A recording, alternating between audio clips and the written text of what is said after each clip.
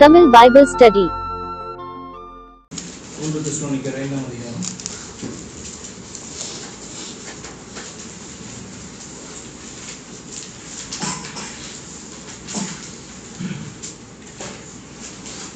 சகோதரரே, இவைகள் நடக்கும் காலங்களையும் சமயங்களையும் குறித்து உங்களுக்கு எழுத வேண்டுவதில்லை. அப்ப இது பாத்தீங்கன்னா ஒரு கண்டினியூவேஷன். இந்த வசனத்தை மாத்திரம் படிச்சா ஒன்றும் தெரியாது எதை குறித்து பேசுறாங்க அப்படின்னு சொல்லிட்டு 4வது அதிகாரத்தில் கடைசி சில வசனங்களுக்கு நம்ம போய் பார்க்கும் பொழுது அதுல கர்த்தருடைய வருகையை குறித்து விசேஷமாய் 18 இருந்து 13வது வசனத்திலிருந்து பார்த்தீங்கன்னா இந்த காரியத்தை குறித்து அதிகமாக பேசுகிறார். கர்த்தருடைய வருகையை குறித்தும் வருகையின் போது நடக்கிற காரியத்தை குறித்தும் விசேஷமாய் தேவ ஜனங்கள் எடுத்துக்கொள்ளப்படுகிற காரியம், கர்த்தருக்குள் மறித்தவர்கள் மறுரூபமாக்கப்பட்டு அவர்களோடு கூடவே எடுத்துக்கொள்ளப்படுகிறதான காரியத்தை ஒரு சத்தியம். அதை ஆக்சுவலாக டாக்டரினல் திங் அது முக்கியமான ஒரு உபதேசத்தின் காரியம், ஒரு அடிப்படை. இந்த வசனங்களை நம்ம அந்த உபதேசத்துக்கு பயன்படுத்த முடியும். அப்போ அந்த காரியத்தை குறித்து பேசிட்டு அதனுடைய கண்டினியூவேஷன், சகோதரரே இவைகள் நடக்கும் காலங்களையும் சமயங்களையும் குறித்து உங்களுக்கு எழுத வேண்டுவது இல்லை. ஏன் அப்படின்னு சொன்னா வேதம் தெளிவாய் சொல்கிறது, அந்த காலம் அந்த நேரம் யாராலும் என்ன பண்ண முடியாது, கால்குலேட் பண்ணவே முடியாது என்று சொல்லி இயேசு கிறிஸ்து தெளிவாய் சொல்லி இருக்கிறாரு. மத்தேயு 24ஆம் அதிகாரத்தில் காணப்படுது. ஒரு இடத்துல சீஷர்கள் கேட்கிற பொழுது அவர் சொல்லுகிற காரியம், அந்த நாள் தெரியாது, அது பிதாவை தவிர யாருக்கும் தெரியாது, குமாரனுக்கும் தெரியாது, தூதர்களுக்கும் தெரியாது அப்படி சொல்றாரு. அப்போஸ்தலர்களையும் பாத்தீங்க அப்படின்னு சொன்னா அவர் பரமேறி போகிறதான வேலையிலையும் திரும்பவும் கேட்கிறார்கள். அப்போதும் அவர் சொல்றாரு அந்த வேலை. பவுல் அதுக்கப்புறம் பாத்தீங்கன்னா அதை சொல்லவும் பவுலால முடியாது. என்ன சொல்றாரு ரொம்ப தெளிவா, அந்த சமயங்களை குறித்து எழுத வேண்டிய அவசியம் இல்லை, அதை நீ கால்குலேட் பண்ணி பார்க்க வேண்டியதான அவசியமும் கிடையாது. எல்லாம் நார்மலாய் போய் கொண்டிருக்கிறதான சூழ்நிலையில அவருடைய வருகை என்ன பண்ணும், காணப்படும். அதனால எப்பொழுதும் ஜாக்கிரதையாய் காணப்பட வேண்டும். கர்த்தரை அறிந்த ஜனங்கள் நாம் நடந்து கொள்ள வேண்டும் என்கிறதுக்காக என்ன சொல்றாரு, அதை கேப் கொடுக்கிறாருன்னா எழுத வேண்டிய அவசியம் கிடையாது. ஆனா அதை குறித்து சில டீடைல்ஸ் கொடுக்கிறார். என்ன? 2வது வசனம், இரவிலே திருடன் வருகிற கர்த்தருடைய நாள் வரும் என்று நீங்கள் நன்றாய் உங்களுக்கு தெரிந்ததான காரியம், இதை குறித்து அதிகமாய் சொல்ல வேண்டாம் அப்படின்னு சொல்றாரு. என்னன்னா இரவிலே திருடன் வருகிற பிரகாரமாக இயேசு சொன்னதான் அதே வார்த்தை தான். திருடன் வருகிற பிரகாரமாக இருக்கும் என்று சொல்லுறதுடைய மீனிங் நான் உங்களுக்கு நிறைய தடவை எக்ஸ்பிளைன் பண்ணியிருக்கேன். அது பார்த்தீங்க அப்படின்னு சொன்னா ரகசியமாக இருக்கிறதான ஒரு வருகையை குறிக்கல. அது என்ன அப்படின்னு சொன்னா, ரகசியம்னா என்ன, வருகிற வேலை ரகசியம், அவ்வளவுதான். திருடன் வருகிறதான வேலை தான் ரகசியம், புரியுதா? அப்ப அந்த சமயம், அந்த வேலை, அந்த நாள் என்று சொல்லும் பொழுது எப்படி திருடன் வருகிறதான வேலையும் நாளும் தெரியாதோ அப்படி அந்த நாள் இருக்கும் என்கிறதை அது குறிக்குது. சமாதானமும் சௌக்கியமும் உண்டென்று அவர்கள் சொல்லும் பொழுது கர்ப்பவதி ஆனவளுக்கு வேதனை வருகிறது போல அழிவு சடுதியாய் அவர்கள் மேல் வரும், அவர்கள் தப்பி போவது எதை குறித்து பேசுகிறார் அப்படின்னு சொன்னா 2வது வசனம் சொல்லுகிறது கர்த்தருடைய நாள் அப்படின்றதான ஒரு வார்த்தை. அப்ப இங்கிலீஷ்ல டே ஆஃப் த லார்ட் சொல்லுவாங்க, அல்லது கர்த்தருடைய நாள், அல்லது கர்த்தர் வருகிறதான நாள், 2ஆம் வருகை என்று சொல்லுகிறோம் இல்லையா, அந்த நாளை குறித்து நீங்க இந்த பைபிள், ஹோல் பைபிள் நீங்க செக் பண்ணி பார்த்துக்கலாம். கர்த்தருடைய நாள் என்று சொல்லி எங்க பழைய ஏற்பாட்டுல சில இடங்களில தீர்க்க தரிசனங்கள்ல வருது. ஏசாயாவில் தொடங்கி பாத்தீங்கன்னா அந்த காரியங்கள் காணப்படும். ஏறக்குறைய ஒரு 10-11 தடவை வருதுன்னு நினைக்கிறேன். புதிய ஏற்பாட்டிலையும் பாத்தீங்கன்னா கர்த்தருடைய நாள் என்று சொல்லி வரும். எல்லா இடத்துலையும் பாத்தீங்கன்னா அந்த கர்த்தருடைய நாள் என்று சொல்வது அழிவை குறிக்கிறதான ஒரு நாள். கர்த்தருடைய நாள் வரும்பொழுது அழிவு உண்டாகும். அப்ப இது பாத்தீங்கன்னா ஏதோ தனியாக நடக்கிறதான ஒரு சம்பவம் கிடையாது. ஏன்னா அவர் 4ஆம் அதிகாரம் கடைசியில் எப்படி சொல்றாரு, கர்த்தர் வரும்பொழுது நாம் எடுத்துக்கொள்ளப்படுவோம் என்று சொல்லியும், கர்த்தருக்குள் நித்திரை அடைந்தவர்கள் முதலாவது உயிர்த்தெழுவார்கள் என்று சொல்லிட்டு பாத்தீங்கன்னா சகோதரர் இவைகள் நடக்கும் காலங்களையும் சமயங்களையும் சொல்ல வேண்டாம், அது கர்த்தருடைய திருடன் வருகிறதை போல இருக்கும். அப்ப கர்த்தருடைய நாள் என்று சொல்லும் போதே பாத்தீங்க அப்படின்னு சொன்னா ராப்சர் என்று சொல்லுகிறதான ஒரு காரியமும். ஏன் இதை நான் உங்களுக்கு எக்ஸ்பிளைன் பண்ணிட்டு இருக்கேன் அப்படின்னா, பல உபதேசங்கள் இதுல காணப்படுகிறபடினால எப்படி எடுக்கிறாங்க அப்படின்னு சொன்னா, இந்த 5வது அதிகாரத்துல சொல்றதான இந்த காரியங்கள் அதற்கு பின்பாக கர்த்தர் எடுத்துட்டு போனதுக்கு அப்புறமும் இந்த பூமியில நாம் இருப்போம், ஒரு 7 வருடங்கள் அப்படின்றதான காரியங்கள் காணப்படுதா. அப்ப அதுக்கெல்லாம் பாத்தீங்கன்னா இது வந்து ஆப்போசிட்டா காணப்படுது. இந்த காரியம் ஒரே டைம்ல நடக்கிறதா இது வந்து குறிக்குது. பேதுரு சொல்லுகிறதான காரியத்திலையும் பாத்தீங்க அப்படின்னு சொன்னா அதே நேரத்துல உலகம் வந்து அழிந்து போகும் அப்படின்னு சொல்லி என்ன பண்றாரு, அவர் சொல்லுகிறார். இயேசு கிறிஸ்து 24ஆம் அதிகாரத்தில் சொல்லும் போது பாத்தீங்கன்னா அழிந்து போகிறதை குறித்து அவர் பேசுகிறார்.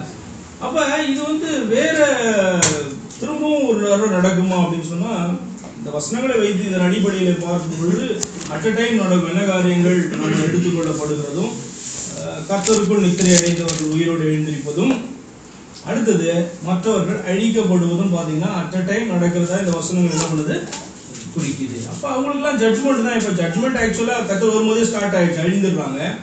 ஆனா பெர்மனண்டா அழிக்கப்படுகிறதுக்கு உயிர்த்தெழுதல் உண்டாகணும். அப்ப அவர்களுக்கும் உயிர்த்தெழுதல் உண்டாகணும். 2ஆம் உயிர்த்தெழுதல் என்று சொல்லி வெளிப்படுத்தல் 20 நம்ம வாசிக்கிறோம். முதல் உயிர்த்தெழுதல் கர்த்தரோடு கூட போயிடுறாங்க. 2ஆம் உயிர்த்தெழுதல மீந்து இருக்கிற ஜனங்களுக்கு நியாய தீர்ப்பு அதுக்கப்புறம் 1000 வருஷத்துக்கு அப்புறம் என்று சொல்லி வெளிப்படுத்தல் 20 சொல்லப்படுது. திரும்ப எழுந்திருப்பாங்க. அவர்களுக்கு ஜட்ஜ்மெண்ட்டை கர்த்தர் கொடுத்து அவர்களை நரகத்துல அழிக்கிறதை குறித்து வெளிப்படுத்தல் 20 வாசிக்கிறோம். புரியுதா? சரி, இப்போ வந்து முக்கியமா பாத்தீங்கன்னா கர்த்தருடைய நாள்ல ஜட்ஜ்மெண்ட்டை குறித்து அதிகமா இந்த 5ஆம் வசனத்துல சில வசனங்களை பேசுகிறார். சமாதானம் சௌக்கியம் உண்டென்று அவர்கள் சொல்லும் பொழுது கர்ப்பவதியானவர்களுக்கு வேதனை வருகிறது போல அழிவு சடுதியாய் அவர்கள் மேல் வரும், அவர்கள் தப்பி போவது இல்லை அப்படின்னு சொன்னா துன்மார்க்கரை குறித்து அல்லது கர்த்தரை ஏற்றுக்கொள்ளாத ஜனக்கூட்டத்தை குறித்து இந்த வசனம் சொல்லுது. சகோதரரே, அந்த நாள் திருடனை போல உங்களை பிடித்துக் கொள்ளத்தக்கதாக நீங்கள் அந்த காலத்தில் இருக்கிறவர்கள் அல்ல அப்படின்னு என்ன சொல்றாரு, நீங்கள் வந்து ஒளியினுடைய பிள்ளைகள் அல்லது கர்த்தரை ஏற்றுக்கொண்டதான ஜனம் அல்லது கிறிஸ்துவுக்குள்ளாக இருக்கிறவர்கள் அப்படின்னு சொல்லி எடுக்கலாம். எல்லாம் ஒரே மீனிங் தான் குறிக்குது. நீங்கள் அந்த காலத்தில் இருக்கிறவர்கள் அல்ல, நீங்கள் எல்லாரும் வெளிச்சத்தின் பிள்ளைகளும் பகலின் பிள்ளைகளுமாய் இருக்கிறீர்கள். நாம் இரவுக்கும் இருளுக்கும் உள்ளானவர்கள் அல்லவே. அப்படி இருந்தோம், ஆனா இப்ப அப்படி கிடையாது. பகலினுடைய பிள்ளைகள் அப்படின்னு சொல்றதனுடைய அர்த்தம் என்ன அப்படின்னு சொன்னாங்க, கர்த்தருடைய பிள்ளைகள். இயேசு கிறிஸ்து பாத்தீங்கன்னா இந்த வசனத்தை ஒரு இடத்துல யூஸ் பண்ணுவாங்க. எப்படின்னா, இந்த பிரபஞ்சத்தினுடைய அல்லது இந்த உலகத்தினுடைய பிள்ளைகள் வந்து எவ்வளவு ஸ்மார்ட்டா இருக்கிறாங்க. அதாவது ஒளியின் பிள்ளைகளை பார்க்கிலும் இந்த உலகத்தினுடைய பிள்ளைகள், பிரபஞ்சத்தின் பிள்ளைகள், அவர்கள் வந்து ரொம்ப புத்திசாலிகளா ஸ்மார்ட்டா அவர்கள் காணப்படுறாங்க. ஒரு ஊமையை சொல்லி நம்ம கர்த்தர் ஒரு இடத்துல சொல்றாரு. ஞாபகம் இருந்தா எப்படி அப்படின்னா, ஒரு ஒரு ஒரு வேலைக்காரனை என்ன பண்ணுவான், எஜமான் அவன் சரியானவன் இல்லை அப்படின்றதுனால அனுப்பி விடுவான்.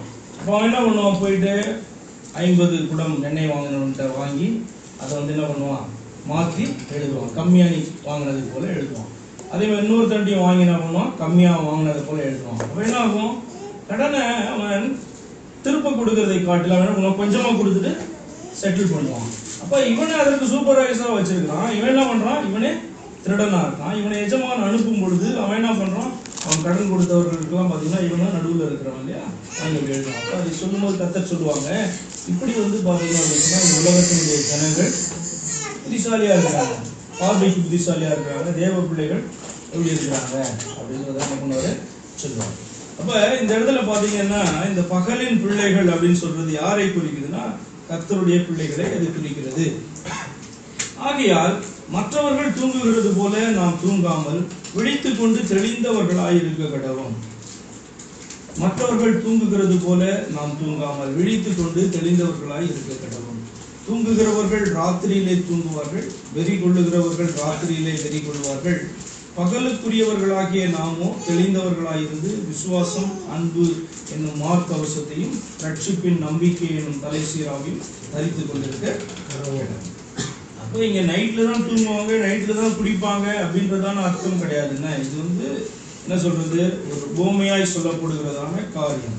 தூங்குகிறது போல நாம் தூங்காமல் விழித்துக் கொண்டிருக்கிறோம். தூங்குகிறவர்கள் ராத்திரியில எதை குறிக்கிறார் அப்படின்னு சொன்னா, தூக்கம்ன்றது அந்த இரவு வேலையை குறிக்குது இல்லையா, வெளிச்சம் இல்லாத ஒரு வேலையை குறிக்குது. அப்ப அதை வந்து எதற்கு கம்பேர் பண்றாங்க சொன்னா, இருளினுடைய ஆதிக்கத்துக்கும் துன்மார்க்கராய் ஜனங்க இருக்கிறதான காரியத்தையும் குறிக்குதுன்னா, பகல் அப்படின்றது இது நீங்க கம்பாரிசன் எடுத்துக்கணும். பகலுக்குரிய பிள்ளைகள்னா ஒளியினுடைய பிள்ளைகள் அப்படி அர்த்தம்.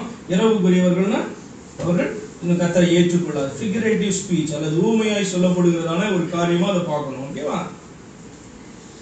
நாம் எப்படி காணப்படுறோம்? 8வது வசனம் சொல்லுது, பகலுக்குரிய நாமோ தெளிந்தவர்களாய் இருந்து விசுவாசம். என்ன தெளிவு அப்படின்னு சொன்னா, கர்த்தருடைய காரியங்கள்ல, கர்த்தரை குறித்த காரியங்கள்ல, உபதேசத்தின் காரியங்கள்ல நம்ம என்ன பண்ணணும்? தெளிந்தவர்களாய் காணப்பட வேண்டும். அதுல குழப்பம் நமக்கு இருக்கக்கூடாது. உதாரணத்துக்கு எதுல பெரிய குழப்பம் காணப்படுச்சு? 4ஆம் அதிகாரம் முடிக்கும் பொழுது பெரிய பிரச்சனை என்ன அப்படின்னு சொன்னா, மரித்தவர்கள் கர்த்தர் உடனே வந்துட்டா பரவாயில்ல, உயிரோட இருக்கிறவங்க அவரோட போயிடுவாங்க, மரித்தவர்கள் அவ்வளவுதான் அப்படின்னு நினைச்சிட்டு இருந்தாங்க. அப்போ உபதேசம் போடாது. அதுக்குதான் பாத்தீங்கன்னா 13ஆம் வசனத்துல இருந்து அவர் பேசுறாரு. 4ஆம் அதிகாரம் 13ல இருந்து அப்படி கிடையாது, நீங்க நினைக்கிறது தப்பு. கர்த்தருக்குள்ள அவன் மரித்திருந்தா நீங்க கவலையப்படாதீங்க, எப்படியா இருந்தாலும் கர்த்தர் வரும்பொழுது நம்மோட கூட அவனை எடுத்துக்கொள்ளப்படுவான் அப்படின்னு என்ன பண்றாரு? தேற்றுகிறார், அவர்களை தேற்றுகிறார், சத்தியத்தை கரெக்டா சொல்லி கொடுக்கிறார். அப்ப அதே மாதிரி 8வது வசனத்துல நாமோ தெளிந்தவர்களாயிருந்து விசுவாசம், அன்பு என்னும் மார்க்க கவசத்தையும் ரட்சிப்பின் நம்பிக்கை என்னும் தலைசீராவையும் தரித்து. அப்ப இதுல மாற்றம் இருக்கக்கூடாது. இது என்ன வித்தியாசம் இருப்பாங்க? விசுவாசம், அன்பு என்னும் மார்க்கவசம். மார்க்கவசத்தை குறித்து இதே பவுல் எழுதும்போது என்ன சொல்றாரு? எபேசியர் நம்ம வாசிச்சோம்ல, எபேசியர் 6ஆம் அதிகாரத்துல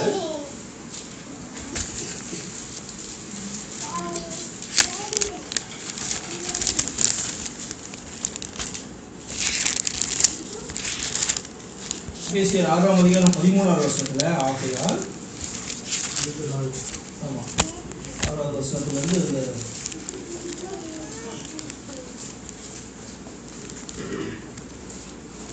சபாய் பவர்த்தத்தை பற்றி பேசுது இல்லையா? இதுல வந்து மார்க் கவசம் எங்க இருக்கு பாருங்க. 14 சத்தியம் என்னும் கச்சை, நீதி என்னும் மார்க் கவசத்தை. அப்ப இங்க பாத்தீங்கன்னா நீதி என்னும் மார்க் கவசத்தை தரித்தவர்களால் சொல்றாரு. இங்க வந்து பாத்தீங்கன்னா அதே போல் எழுதுறாரு, விசுவாசம், அன்பு என்னும் மார்க் கவசத்தை தரித்தவர்களா காணப்படுங்க. அப்ப என்ன வித்தியாசம் இதுல? ஆக்சுவலா வித்தியாசம் ஒண்ணும் கிடையாது. தேவனுடைய நீதியை பெற்றுக்கொள்றதுக்கு பாத்தீங்கன்னா ஒரே வழி விசுவாசம், அன்பு தான். என்ன அவர் மேல வைக்கிறதான விசுவாசம் தான் அவருக்கு முன்பாக நம்முடைய நீதி உள்ளவர்களா என்ன பண்ணோம்? நிறுத்தும். அப்ப நீதி எனும் மார்க்க வசனத்தை தரித்தவர்களாய் நம்ம நிற்கணும் ஜபத்துல, இல்ல பிசாசை எதிர்த்து நிற்கும் போது என்று சொல்லி பேசின பவுல் இந்த இடத்துல சொல்றாரு, மார்க்க வசனத்தை குறித்து விசுவாசம், அன்பு என்னும் மார்க்க வசனத்தை தரித்தவர்களா நம்ம இருக்கணும் அப்படின்னு சொன்னா, அந்த கர்த்தருக்கு முன்பாக நீதிமான்கள் என்று சொல்லப்படுவதனுடைய அர்த்தம் ஜஸ்டிஃபைடா இருக்கணும் அவருக்கு முன்பாக அப்படின்னு சொன்னா, விசுவாசம், அன்பு என்கிறதான காரியம். சரியா? அந்த விசுவாசம் தான் பாத்தீங்கன்னா இந்த விசுவாசம் எப்படி வந்துச்சு? அவர் நமக்காக மரித்தபடினாலே. அது ஏன் மரித்தார்? நம்ம மேல வைத்த அன்பினாலே அவர் மரித்தார். அவர் மரித்ததை நம்ம என்ன பண்றோம்? விசுவாசிக்கிறோம். கர்த்தர் எனக்காக என்ன பண்ணார்? தன்னுடைய ஜீவனை கொடுத்தார் என்று சொல்லி நாம விசுவாசிக்கிறோம். பாத்தீங்களா? அதுதான் நமக்கு நீதி உள்ளதாக மாறுகிறது என்று சொல்லி நம்ம ரோமர் 3ஆம் அதிகாரத்துல வாசிப்பாங்க. பவுல் இதெல்லாம் அழகாக கவர் பண்ணிட்டு வர்றார். ரோமர் 3ஆம் அதிகாரத்துல அந்த நீதினா என்ன? அவர் மேல வைக்கிறதான விசுவாசம் தான் நமக்கு நீதியாக எண்ணப்படுகிறது, நீதியாக மாறுகிறது, அல்லது நம்மேல் பலிக்கிறது. தேவ நீதி நம்மேல் பலிக்கிறது என்று சொல்றார். விசுவாசத்தினால் தேவ நீதி நம்மேல் பலிக்கிறது. எல்லாமே ஒரே அர்த்தம் தானே? சரி, 9வது வசனம். தேவன் நம்மை கோபாக்கினைக்கென்று நியமிக்காமல், தேவன் நம்மை கோபாக்கினைக்கென்று நியமிக்காமல் நம்முடைய கர்த்தராகிய இயேசு கிறிஸ்து மூலமாய் ரட்சிப்படைவதற்கென்று நியமித்தார். அப்ப இந்த வசனம் என்ன சொல்லுது அப்படின்னு சொன்னா, அவர் வருகிற நாளில நீங்கள் வந்து பாத்தீங்கன்னா உங்களுடைய ரட்சிப்பு பூர்ணம் அடைய போது. புரியுதா? ரட்சிப்பு பூர்ணம் அடைய போது உங்களை அதற்காக தான் அவர் அழைத்தார், நியமித்து வைத்திருக்கிறார். ஒழிய கோபாக்கினைக்கு என்று சொல்லி அழிக்கப்படுறதுக்காக வைக்கல அப்படின்னு சொல்றாரு. நாம் விழித்திருப்பவர்கள் ஆனாலும் நித்திரை அடைந்தவர்கள் ஆனாலும் தம்முடனே கூட நாம் ஏகமாய் பிழைத்திருக்கும்படி அவர் நமக்காக. என்ன மீனிங் இது? நாம் விழித்திருக்கிறவர்களானாலும் நித்திரை அடைந்தவர்களானாலும். இதுவும் நீங்க வந்து 4வது அதிகாரம் 13ல இருந்தா வாசிக்கணும். நித்திரை அடைந்தவர்கள் என்ன அர்த்தம்? கர்த்தருக்குள்ள நித்திரை அடைந்தவர்கள், கிறிஸ்துவுக்குள்ள நித்திரை அடைந்தவர்கள் என்று சொல்லி தான் அர்த்தம். அங்க போய் பாத்தீங்கன்னா அது தெரியும். அது எந்த வருஷத்துல சொல்றாரு? 14ல இயேசுவுக்குள், 14ல கடைசியில பாருங்க, அப்படியே இயேசுவுக்குள் நித்திரை அடைந்தவர்களையும் தேவன் அவருடைய கூட கொண்டு வருவார் அப்படி சொல்லி ஆரம்பிக்கிறார் இல்லையா? அப்ப அதனுடைய மீனிங் என்ன அப்படின்னு சொன்னா, கர்த்தருக்குள்ள மரித்திருந்தார்கள் அப்படின்னு சொன்னா சேம் தான், உயிரோட இருக்கிறது ஒண்ணுதான் கர்த்தருக்குள்ள. ஏன்னா இப்ப நம்மள வந்து பாத்தீங்கன்னா கர்த்தருக்குள்ள மரித்தவர்களை போலதான் என்ன பண்றாரு அவரு? ஏன்னா நம்ம ஜீவன் மறைந்திருக்கு. கொலைசர் 3ல பார்த்தோம், நீங்கள் மரித்தீர்கள், உங்கள் ஜீவன் அப்படின்னு சொல்லி வசனம் சொல்லுது இல்லையா? அப்போ வந்து பாத்தீங்கன்னா நம்முடைய ஜீவன் அவருக்குள்ளே காணப்படுகிறபடினால மரித்தவர்களாக இருந்தாலும் உயிரோடு இருக்கிறவர்களாக கிறிஸ்துவை ஏற்றுக்கொண்ட கூட்டமாய் இருக்கும் என்று சொன்னால் நாம் ஏகமாய் பிழைத்திருக்கிறோம் அப்படின்னு சொல்லி அர்த்தம். தம்முடனே கூட நாம் ஏகமாய் பிழைத்திருக்கும்படி அவர் நமக்காக. ஆகையால் நீங்கள் செய்து வருகிறபடியே ஒருவரை ஒருவர் தேற்றி ஒருவருக்கு ஒரு பக்தி விருத்தி உண்டாகும்படி செய்யுங்கள். அப்ப இந்த வசனங்கள்லாம் என்ன ஒரு ஆறுதலை கொடுக்கும் நமக்கு? நம்முடைய ரட்சிப்பை குறித்ததான ஒரு நம்பிக்கை, திட நம்பிக்கை என்ன பண்ணும்? அது கொடுக்கும். கிறிஸ்துவுக்குள்ள நான் இருக்கிறேன், நிச்சயமா என்ன பண்ணுவேன்? பரலோக ராஜ்யத்துக்குள்ள போவேன். அவர் இன்னைக்கு வந்தாலும் சரி, நாளைக்கு வந்தாலும் சரி, பார்த்தோன்னா நான் பரலோக ராஜ்யத்துக்குள்ள பிரவேசிப்பேன் அப்படின்றதான ஒரு நம்பிக்கையே பார்த்தீங்கன்னா கிறிஸ்தவர்களுக்கு இருக்கிறது கிடையாது. ஏன் அப்படின்னு சொன்னா ரட்சிப்பை குறித்தான சரியான ஒரு தெளிவு இல்லை அப்படின்னு சொன்னா நம்பிக்கை இருக்கும் இல்லையா? அப்ப இதனால நீங்க ஒரு தேற்றுங்க, பக்தி யுக்தி உண்டாகும்படி செய்யுங்கன்னா கிறிஸ்துவுக்குள்ள இருக்கிறோன்றத உணர்வு இருந்தாலே நம்ம என்ன பண்ணுவோம்? அவருக்கு பிரியமாய் நம்முடைய செயல்கள் எல்லாம் அவருக்கு பிரியமாய் நடக்கும். நம்முடைய பேச்சுக்கள் எல்லாம் பிரியமாய் என்ன பண்ணுவோம்? காணப்படும். அவரை மகிமைப்படுத்துகிறவர்களாய் நம்ம என்ன பண்ணுவோம்? காணப்படுவோம். அந்த ஒரு உணர்வே நமக்கு ஒரு பெரிய நம்பிக்கையை கொடுக்கும். சரி, 12. அன்றியும் சகோதரரே, உங்களுக்குள்ளே பிரயாசப்பட்டு கர்த்தருக்குள் உங்களை விசாரணை செய்கிறவர்களாய் இருந்து உங்களுக்கு புத்தி சொல்லுகிறவர்களை நீங்கள் மதித்து, இது நம்ம வந்து பாத்தீங்கன்னா இங்க இருந்து நம்ம வாசிப்போம் எவ்ரி மந்த். ஒவ்வொரு வாரமும் ஒவ்வொரு மாதமும் நம்ம என்ன வாசிக்கிறதான வசனம். அப்ப இந்த வசனத்தினுடைய காரியம் என்னன்னா, ஆகையால் நீங்கள் செய்து வருகிறபடியே ஒருவரை தேற்றுங்க சொல்லிட்டாரு. அன்றியும் சகோதரரே, உங்களுக்குள்ளே பிரயாசப்பட்டு அப்படின்னா என்ன அர்த்தம்? உங்களுக்குள்ளே ஊழியம் பண்றாங்க, உங்களுக்காக எஃபர்ட் எடுக்கிறவங்க. இன்னொரு இடத்துல பாத்தீங்கன்னா அழகா சொல்லுவார், எந்த இடம் எனக்கு தெரியல, நீங்கள் வந்து பாத்தீங்கன்னா அவர்களுக்கு வந்து கொடுக்க வேண்டியது ரெட்டத்தனியான கணத்தை நீங்க கொடுக்கணும் அப்படின்னு சொல்லி ஒரு இடத்துல வரும். இந்த இடம் எனக்கு தெரியல ரெஃபரன்ஸ். பட் அதே காரியம் பிரயாசப்பட்டு கர்த்தருக்குள் உங்களுக்கு விசாரணை செய்கிறவர்களாக இருந்து உங்களுக்கு புத்தி சொல்லுகிறவர்களே நீங்கள் மதித்து அவங்களுடைய கிரியை நிமித்தம் எப்படி நடந்துக்கிறாங்கன்னு உங்களுக்கு தெரியும். அவங்களுடைய கிரியை தான் பாத்தீங்க அப்படின்னு சொன்னா கனி இல்லையா? அப்ப அவங்க எப்படி, அவங்களுடைய கிரியை எப்படி காணப்படுது அப்படின்றதை பார்க்கிற நீங்கள் அவர்களை மிகவும் அன்பாய் எண்ணிக்கொள்ளும்படி உங்களை வேண்டிக் கொள்கிறோம். உங்களுக்குள்ளே சமாதானமாய் இருங்கள். மேலும் சகோதரரே, நாங்கள் உங்களுக்கு போதிக்கிறது என்னவென்றால், ஒழுங்கில்லாதவர்களுக்கு புத்தி சொல்லுங்கள், திடனற்றவர்களை தேற்றுங்கள், பலவீனரை தாங்குங்கள், எல்லாரிடத்திலும் நீடிய சாந்தம் உள்ளவர்களாய் இருங்கள். அப்போ ஒழுங்கில்லாதவர்களுக்கு புத்தி சொல்லுங்கள், திடனற்றவர்களை. இது என்ன? இந்த காரியங்களை நீங்க பார்ப்பீங்கன்னு சொன்னால் சபைக்குள்ள அல்லது கர்த்தரை ஏற்றுக்கொண்டதான கூட்டத்துக்குள்ளேயே பார்த்தீங்க அப்படின்னு சொன்னா சிலர் வந்து ஒழுங்கில்லாம இருப்பாங்க. காரணம் என்ன? ஒழுங்கா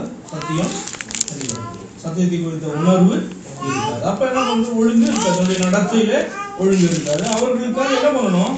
புத்தி சொல்லணும். தெரிஞ்சவங்க என்ன பண்ணணும்? சத்தியத்தை அறிந்தவர்கள் அவர்களுக்கு வந்து என்ன பண்ணணும்? புத்தி சொல்லணும் அப்படின்னு சொல்லி இந்த வசனம். அவர்களுக்கு புத்தி சொல்லுங்கள். திடனற்றவர்களை, இது என்ன திடனற்றவர்கள்? திடனற்றவர்கள், பலவீனர்கள், இதெல்லாம் வந்து எதை குறிக்கிறது அப்படின்னு சொன்னா ஆக்சுவலா அவருடைய விசுவாசத்துல அவர்கள் இன்னும் பலப்பட்டு இருக்க மாட்டாங்க, சத்தியத்துல பலப்பட்டு இருக்க மாட்டாங்க. ஆனா கர்த்தரை ஏற்றுக்கொண்டு வந்தவங்களா தான் இருப்பாங்க. அவர் விசுவாசத்துல குறைவு. என்ன விசுவாசத்துல குறைவு? தேவன் ரட்சிப்பார் என்ற விசுவாசத்தின் குறைவு கிடையாது. நான் முன்னாடி உங்களுக்கு ஒரு எக்ஸாம்பிள் அதை காண்பிச்சிருக்கிறேன். ரோமர்ல என்று சொல்லி நினைக்கிறேன் நான். ரோமர் 14 பாருங்களேன்.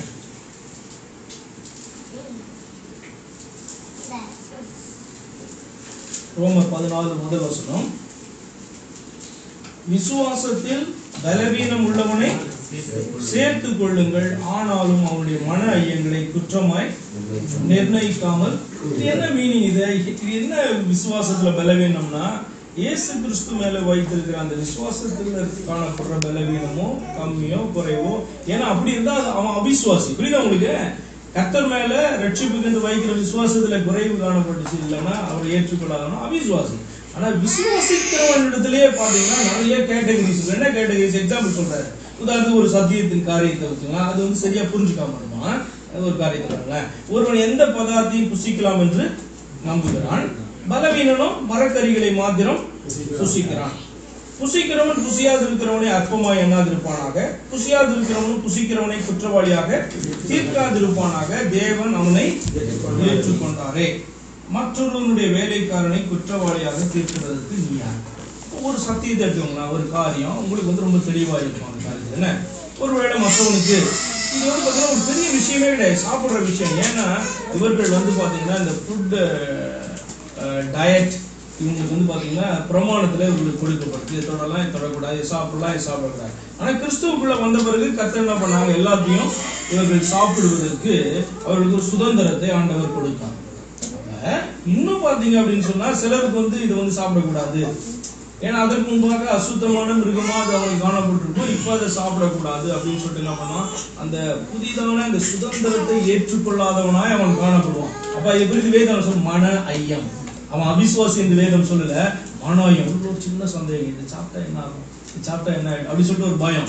ஆனா உண்மையான சத்தியம் தெரிஞ்சவன் என்ன பண்ணுவான், நோ ப்ராப்ளம். அவனை பாத்தீங்கன்னா மனசாட்சி அவனை இடிக்கவே இடிக்காது இந்த காரியத்துல, ஏன்னா அவனுக்கு தெளிவாய் தெரியும் என்ன அப்படின்னு சொல்லிட்டு. ஆனா தெரியாதவன் என்ன பண்ணுவான், மன ஐயம் உண்டாகும். அப்ப இவன் என்ன பண்ணுவான், அறிந்தவன் என்ன பண்ணுவான், பார்த்து கேவலமா நினைப்பான். எனக்கு ஆண்டவர் வந்து உனக்கு வந்து சுதந்திரத்தை கொடுத்துருக்காரு, இதையே நீ வந்து சாப்பிடக்கூடாதுன்னு சொல்ற அப்படின்னு சொல்லிட்டு அவனை கேவலமா நினைப்பான். அவன் என்ன பண்ணுவான், இவன் சுதந்திரவாளி, இவன் வந்து பாத்தீங்கன்னா அதை சாப்பிடலாம், நோ ப்ராப்ளம், சாப்பிடும் போது சொல்லுவான், ஐயே இது சாப்பிட்றானே அப்படின்னு சொல்லிட்டு அவன் என்ன பண்ணுவான் சொல்லுவான். கத்த ரெண்டு பேரையும் பார்த்து சொல்றாங்க, நீ வந்து என்ன பண்ணக்கூடாது, இதை குறித்து நீ அவனை கேவலமா நினைக்காத, இதை குறித்து இவனை கேவலமா நினைக்காத. ஏன் அப்படின்னு சொன்னா இந்த வசனம் சொல்லுது, ரெண்டு பேருக்கும் எஜமான் வந்து ஒருத்தர் காணப்படுறாரு. அப்ப குற்றவாளியா என்ன பண்ணாத, அவனை தீர்த்துடாத, நீ அவனுக்கு புத்திமதி சொல்லலாம். ஒருத்தன் விழறவனுக்கு கூட அவன் என்ன செய்யலாம் அப்படின்னு சொன்னா புத்திமதிய சொல்லலாம், அவனை தூக்கி விடலாம், கடிந்து கொள்ளலாம், எல்லாத்தையும் வசனம் சொல்லி கொடுது. ஆனா அவனை குற்றவாளியாக தீர்த்து விடுவதற்கு வசனம் நமக்கு அனுமதி கொடுக்கல. நீங்க நல்லா போயிட்டு வாசித்து பாருங்க, பாவத்துல விழற மனுஷனுக்கு கூட வேதம் வந்து நம்மளை குற்றவாளியா அவனை தீர்க்கிறதுக்கு அனுமதியை கொடுக்கல. என்ன வந்து நம்ம சுட்டி காண்பிக்கலாம், இப்படியே இருந்தா நீ என்ன பண்ணுவ, விழுந்துருவ, இப்படியே இருந்தா நீ ரட்சிப்பை கூட இழந்துருவ, எல்லாமே நீங்க சொல்லலாம், எவ்வளவு காரியங்கள் சொல்லி கொடுக்கலாம். ஆனா தீர்க்கிறதான காரியத்தை மாத்திரம் நம்மளால வந்து செய்ய முடியாது, ஏன்னா அவனுக்கு ஒரு எஜமான் காணப்படுறாரு. இந்த வசனம் எவ்வளவு அழகா சொல்லுதுன்னா, மற்றவருடைய வேலைக்காரனை குற்றவாளியாக தீர்க்கிறதுக்கு நீ யார், அவன் நின்றாலும் விழுந்தாலும் அவனுடைய எஜமானுக்கு ஒருத்தர் தான் அவனை வந்து ஜட்ஜ் பண்ண முடியும், அல்லது தீர்க்க முடியும். அவர் யார் அப்படின்னு சொன்னா, அவனுக்காக ஜீவனை ஒரு ஊழியக்காரன் என்ன பண்ணலாம், கடிந்து கொள்ளலாம், சரியா, அவனை வந்து என்ன பண்ணலாம், புத்திமதி சொல்லிக்கிட்டே இருக்கலாம், அவனுக்கு அவனை திட்டலாம், எல்லாம் பண்ணலாம். ஆனா இவன் போக்குன்னு சொல்றதுக்கு அதிகாரம் எந்த அப்போஸ்தலனுக்கும் கூட வேதத்துல கொடுக்கப்பட்டதுனால நீங்க அதை புரிஞ்சுக்கணும், சரியா. இந்த வசனம் அவ்வளவு கிளியரா சொல்லுது, அவனை நிலைநிறுத்த அவர் வல்லமை உள்ளவராய் இருக்கிறாரு, அது தெரியணும் எல்லாருக்குமே, சரியா. புரியுது உங்களுக்கு? ஓகே. திடனற்றவர்களை தேடுங்கள், பலவீனரை தாங்கள், எல்லாரிடத்திலும் நீடிய சாந்தம். இது எப்படி நீங்க புத்தி சொல்லணும் அவங்களுக்கு அப்படின்னா, அவங்களுக்கு எந்த அளவுக்கு ஆண்டவருடைய வார்த்தை தெரியுதோ அந்த அளவுக்கு தான் நீங்க என்ன பண்ண முடியும், அவங்களுக்கு சொல்ல முடியும். அதை உங்களுடைய ஞானத்தை நீங்க பயன்படுத்தணும். ஒருவனும் மற்றொருவன் செய்யும் தீமைக்கு தீமை செய்யாதபடிக்கு பாருங்கள், உங்களுக்குள்ளும் மற்ற யாவருக்குள்ளும் எப்பொழுதும் நன்மை செய்ய நாடுங்கள். ஒருவன் மற்றொருவன் செய்யும் தீமைக்கு தீமை செய்யாதபடிக்கு பாருங்கள், உங்களுக்குள்ளும் மற்ற யாவருக்குள்ளும் எப்பொழுதும் நன்மை செய்ய நாடுங்கள். ஒருவர் செய்யறதுக்கான அதே இதை வந்து பாத்தீங்கன்னா என்ன சொல்றது, அந்த பழி வாங்குறதான ஒரு காரியம் வந்து பாத்தீங்கன்னா இதுல வருது. ஒருவர் தீமை செய்தால் என்ன பண்ணக்கூடாது, அவனுக்கு பதில் தீமையை என்ன பண்ணக்கூடாது, நம்ம பண்ணவே கூடாது. அப்ப அந்த ஆலோசனை தான் இது, தீமை செய்யாதபடிக்கு பாருங்க. இந்த விஷயம் வந்து பாத்தீங்கன்னா நம்ம என்ன சொல்லுவோம், நம்மளுடைய இயற்கையான சுபாவத்திலேயே இது வந்து இருக்கும், ஜென்ம சுபாவத்திலே கலந்தது. அப்போ ஒருவன் நமக்கு தீமை செய்யறானா என்ன பண்ணுவோம், அவனுக்கு தீமை செய்யறதுக்கு நம்ம பார்ப்போம், அல்லது அவனுக்கு யாராவது தீமை செய்தா அதை பார்த்து சந்தோஷமா அது உண்மைதானே, நம்ம வந்து பண்ணக்கூடாதுன்னு சொல்லியிருக்கேன். அப்ப அவன் வந்து விழுந்தானா அதை பார்த்து, அதுக்கு ஒரு வசனம் சொல்லுது, அவன் விழுந்தானா பார்த்து உன் சத்துருவை பார்த்து சிரிக்காத அப்படி சொல்லுது இல்லையா, கட்டிக்க கூடாது இல்லையா அவனை பார்த்து. அப்படின்னா என்ன அர்த்தம், உங்க இருதயத்திலே பாத்தீங்க அப்படின்னு சொன்னா என்னன்னா, அவன் எப்படியாவது ரட்சிக்கப்படணும்ன்றதான எண்ணம் தான் உள்ளுக்குள்ளார உங்களுக்கு காணப்படும். அதன் அடிப்படையில தான் நீங்க சொல்றதான புத்திமதி, கடிந்து கொள்ளுதல் எல்லாமே அதன் அடிப்படையில தான் வரணும். அவன் மேல இருக்கிற அன்பின் நிமித்தம் தான் வரணும். அப்ப இது வந்து யாருடைய குவாலிட்டி? தேவனுடைய குவாலிட்டி. தீமை செய்யறவனுக்கு அவர் என்ன பண்ணுவார்? தீமையை செய்ய மாட்டார், வெயிட் பண்ணுவார். ஜட்மெண்ட் டே வரைக்கும் என்ன பண்ணுவாரு? அவர் ஏன் அந்த கலையெல்லாம் நீ புடுங்காதுன்னு சொல்றாரு? பாத்தீங்களா? மோபைல் ஏன் சொல்றாரு அப்படி? ஆக்சுவலா கோதுமை விளையுது, அதற்கு நடுவுல களைகளும் வளருது, அது பிடுங்கி போடலாமா அப்படின்னு கேட்கும்போது என்ன சொல்றாரு? இல்லை, அறுப்பு வரைக்கும் அதை விட வளரட்டும் வளரட்டும். இந்த வசனத்தின் அடிப்படையில் தான் பரிசுத்தமாக இருக்கிற இன்னும் பரிசுத்தமாக்குங்கள், அநியாயம் செய்கிறவன் இன்னும் அநியாயம் அப்படின்னு என்ன அர்த்தம்?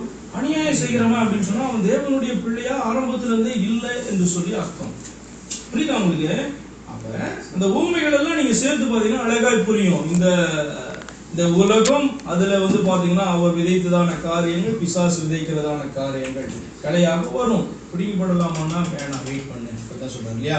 அப்ப இந்த களை பிடிங்கிறதெல்லாம் பாத்தீங்கன்னா நம்மளால ஈஸியாலாம் பண்ணிட முடியாது. நம்ம நினைப்போம் ஈஸியா பண்ணிடலாம் அப்படின்னு சொல்லிட்டு, நம்ம வந்து பாத்தீங்கன்னா அதுக்கு ரொம்ப நாள் டைம் கொடுக்கணும், ரொம்ப கஷ்டம். சிலதெல்லாம் பாத்தீங்கன்னா சொல்லி இந்த குறிப்பிட்ட பாவம் இதுலயே நிலைத்திருக்கிறாங்கன்னா என்ன பண்ணலாம்? அவர்களை நம்ம என்ன பண்ணலாம்? தள்ளி வைக்கலாம். அதுக்கு வந்து வேதம் வந்து பாத்தீங்கன்னா இடம் கொடுக்குது. அழகாய் வந்து கத்த சொல்லுவாங்க அவன்கிட்ட, நீ போய் என்ன பண்ணலாம்? அவனை தனியா 1 to 1 கூட்டு. ஃபர்ஸ்ட் ஆஃப் ஆல் நீ பேசு. அவன் அதற்கு செவி கொடுக்கலையா? நீ 2-3 பேரோட போய் அவனிடத்துல பேசு. அதற்கு செவி கொடுக்கலையா? அவனை நீ எக்ஸ்போஸ் பண்ணு சபை நடுவுல. நீ என்ன பண்ணு? சபையா போய் என்ன பண்ணு?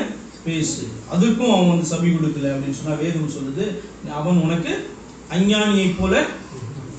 அப்படின்னா என்ன அர்த்தம்? ஒரு அவிசுவாசிட்டு நீ எப்படி முன்னாடி நடந்தியோ, அவிசுவாசிட்டு இணைந்து இருக்க மாட்டா இல்லையா, ஐக்கியப்பட்டு இருக்க மாட்டா இல்லையா, அப்படி உனக்கு அவன் அஞ்ஞானியை போல இருப்பான் அப்படின்னு சொன்னா என்ன அர்த்தம்? அவனை விசுவாசியுடைய லிஸ்ட்ல நீ வைக்க கூடாது. அவன் வந்து அஞ்ஞானியை போல உனக்கு இருப்பான் அப்படின்னா கர்த்தர் என்ன சொல்றாரு? அவனை வெறுக்க சொல்லல, திரும்ப நீ ஃபர்ஸ்ட்ல இருந்து ஸ்டார்ட் பண்ணு சொல்றாரு. அஞ்ஞானிட்ட எப்படி நீங்க ஸ்டார்ட் பண்ணுவீங்க? வெளியில இருக்கிறதான மனுஷன்ட்டு நீங்க எப்படி ஸ்டார்ட் பண்ணுவீங்க?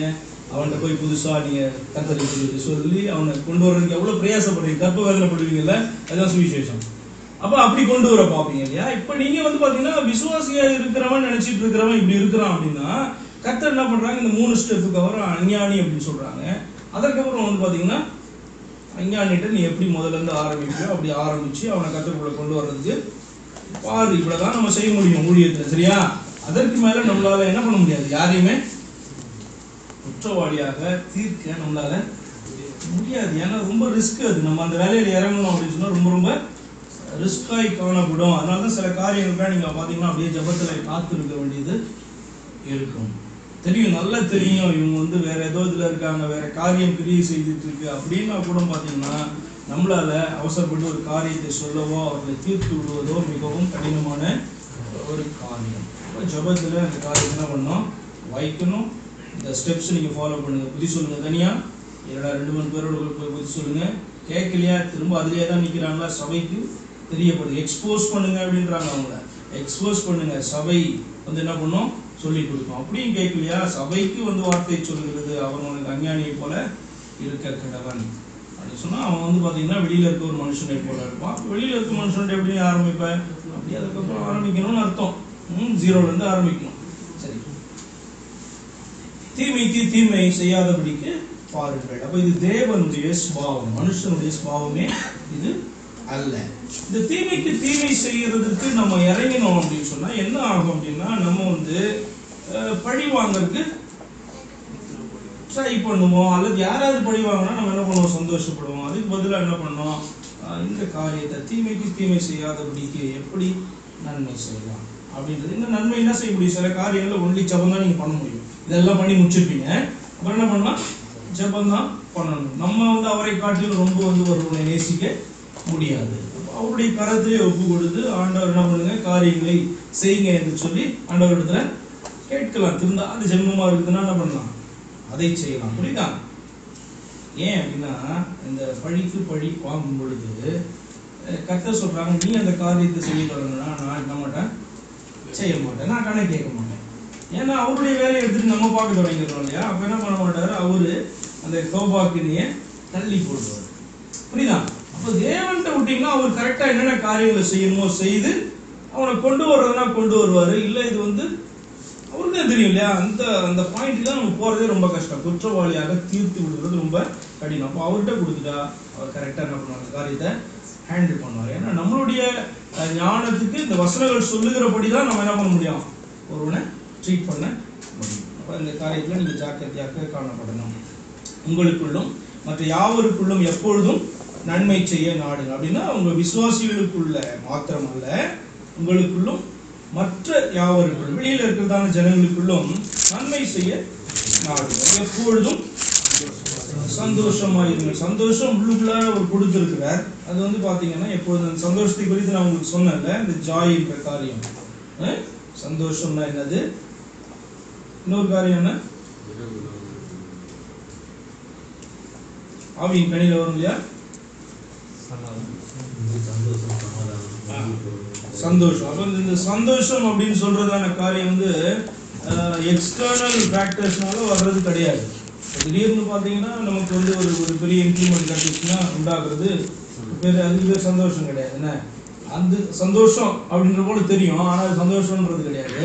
சந்தோஷன்ற வார்த்தை என்ன அப்படின்னா உள்ளுக்குள்ள இருந்தது, வேற எதுவுமே வெளியில இருக்குது. இப்போ பார்க்கறதுனால ஒரு சந்தோஷம் உண்டாகுது, கேட்கறதுனால ஒரு சந்தோஷம் உண்டாக்குறது கிடையாது, அல்லது ஒரு காரியம் நமக்கு நடக்கிறதுனால உண்டாகிற சந்தோஷம் கிடையாது. ஆட்டோமேட்டிக்கா கர்த்தர் நமக்குள்ள வந்ததுனால எப்பொழுது எந்த சூழ்நிலையிலும் பார்த்தீங்கன்னா உள்ளுக்குள்ளார ஒரு சமாதானம், உள்ளுக்குள்ள ஒரு சந்தோஷம் காணப்படும். பார்த்தீங்களா, அந்த சந்தோஷம் வெளியே தெரியும்போது முகம் வந்து பிரைட்டா அப்படின்னு மாதிரி எப்பொழுதும் அது வந்து பார்த்தீங்கன்னா எல்லாருக்கும் இருக்கிறது கிடையாது. ஏன் காரணம் என்ன, நீங்க கொஞ்சம் யோசித்து பாருங்க. மற்ற காரியங்கள் நம்மள மற்ற ஃபேக்டர்ஸ் நம்மளை அஃபெக்ட் பண்றதுனால சில நேரத்தில் நம்மளை சிரிக்கவே எப்படி ஆயிடும்ல. நிறைய பிரச்சனைகள், நம்ம நிறைய பிரச்சனைகள் உண்டு உலகத்துல, வேலையில, குடும்பத்துல சொல்லி பல பிரச்சனை உண்டு இல்லையா. அந்த ஃபேக்டர்ஸ் எல்லாம் நம்மளை அதிகமா ஓவர் கம் பண்றதுனால உள்ள இருக்கிற சந்தோஷம் வெளியில வந்து பிரதிபலிக்க முடியாத சூழ்நிலையில நமக்கான எப்பயுமே முன்தான் இருப்போம். சோ இந்த இடத்துல அவர் சொல்றாரு, எப்பொழுதும் சந்தோஷமாக இருங்கள், இடைவிடாமல் ஜெபம் பண்ணணும். இதே காரியம் தான், இடைவிடாமல் ஆராதிங்கன்னு சொல்றதான அர்த்தத்துல தான் பார்த்தேன். இடைவிடாமல் ஜெபம் பண்ணுங்கன்னு சொன்னா எப்போ 24 hours ஜெபம் பண்ண முடியுமா? அந்த அர்த்தம் கிடையாது. இது ரெண்டு விதமா எடுக்கலாம். எப்படி அப்படின்னு சொன்னா, இடைவிடாமல் ஜெபம் பண்ணா ஒரு காரியத்துக்காக கத்துட்டு ஜெபிக்கிறீங்க அப்படின்னா பாயிண்ட், அந்த காரியம் நடக்கிற வரைக்கும் நீங்க என்ன பண்ணக்கூடாது, அந்த ஜெப பாயிண்ட விடக்கூடாது. உதாரணத்துக்கு அவர் லூக்கால சொல்றாரு இல்லையா, அந்த ஒரு சொல்லாத ஒரு நியாயாதிபதியினுடைய ஓமையை சொல்லி அவரிடத்துல ஒரு விதவை போய் கேட்கிறா ஒரு காரியத்துக்காக, இதை நிறைவேற்றும் என்று சொல்லி. அப்ப அவனுக்கு இஷ்டம் கிடையாது, ஆனாலும் இவ தொந்தரவு பண்றதுனால அவன் என்ன பண்றான், ஒரு நாள் இவன் நம்மள கஷ்டப்படுத்தாம இருக்கட்டும்ன்றதுக்காக, நீதி செய்யறதுக்காக கிடையாது, கஷ்டப்படுத்தக்கூடாதுன்னு என்ன பண்றான், செய்யறான். அவனே அந்த உலகத்தினுடைய நியாயாதிபதி, அது கூட பொல்லாதவன், அநீதியானவன் செய்யும் பொழுது என்னிடத்துல கேட்கிறவர்களுக்கு நான் அந்த ஏற்ற நேரத்துல நியாயம் செய்யாதிருப்பேனோ அப்படி கேட்கிறாரு இல்லையா. அதனுடைய அர்த்தம் என்ன அப்படின்னு சொன்னா, உங்களுக்கு நீங்க ஒரு பிரேயர் பாயிண்டா நம்பி வைக்கிறீங்க இல்லையா, ஆண்டவர் இதை செய்ய வேண்டும் சொல்லி நம்புறீங்க, அதனால ஜெபம் பண்றீங்க. அப்ப அந்த காரியத்துக்கு பாத்தீங்கன்னா அது நடக்கிற வரைக்கும் விடக்கூடாது அப்படின்ற ஒரு அர்த்தத்துல எடுக்கலாம். இடைவிடாமல் அந்த பாயிண்ட்ஸுக்கு ஜெபம் பண்ணுங்க அப்படின்றதான காரியம். அடுத்தது இடைவிடாமல் ஜெபம் பண்ணுங்கன்னா எப்பொழுதுமே 24 மணி நேரம் முழங்கால் பண்ணிட்டு ஜெபம் பண்ணிட்டு இருக்கிற காரியத்தை அது புரியல. உங்களுடைய ஜெபத்துக்கு நீங்க என்ன பண்ணுங்க, முக்கியத்துவம் கொடுங்க. உதாரணத்துக்கு எதை வேணாலும் நீங்க பாத்தீங்கன்னா, ஏதாவது ஒரு தேவைன்னா நம்ம டக்குன்னு யாருக்கையாவது போய் நிக்கிறீங்க பாத்தீங்களா, ஃபர்ஸ்ட் ஆண்டவர்கிட்ட நின்றுட்டு அதுக்கு என்ன பண்ணுங்க, அவர் எப்படி நடத்துறாரோ அப்படி என்ன பண்ணுங்க, போய் நீங்க கேட்கறதோ நீங்க மற்றவங்கள்ட்ட போறதோ. நம்ம ஆனா பாத்தீங்கன்னா ஃபர்ஸ்ட் நமக்கு எங்க ஒரு திங்கிங் தான் முதல் காரணம். நமக்கு ஒரு தேவை அப்படின்னு சொன்னா என்ன ஒரு டக்குன்னு முதல்ல ஆண்டவர்கிட்ட கேட்கணும்னு வருதா, அப்பதான் பாத்தீங்கன்னா ஜபத்தை முதலாவது அவர்கிட்ட ஏறெடுக்கணும் அப்படின்றதான நினைப்பே நமக்கு வருதுன்னு அர்த்தம் இல்லையா. அநேக நேரத்துக்கு பயங்கர டெஸ்ட், ஒரு ஒரு சூழ்நிலைக்குள்ள போகும்போது தான் நமக்கு தெரியும் டக்குன்னு இதுக்கு என்ன பண்ணலாம் அப்படின்ட்டு பயங்கர திங்கிங் ஃபாஸ்டா என்ன பண்ணுவோம், நம்ம திங்க் பண்ணுவோம்.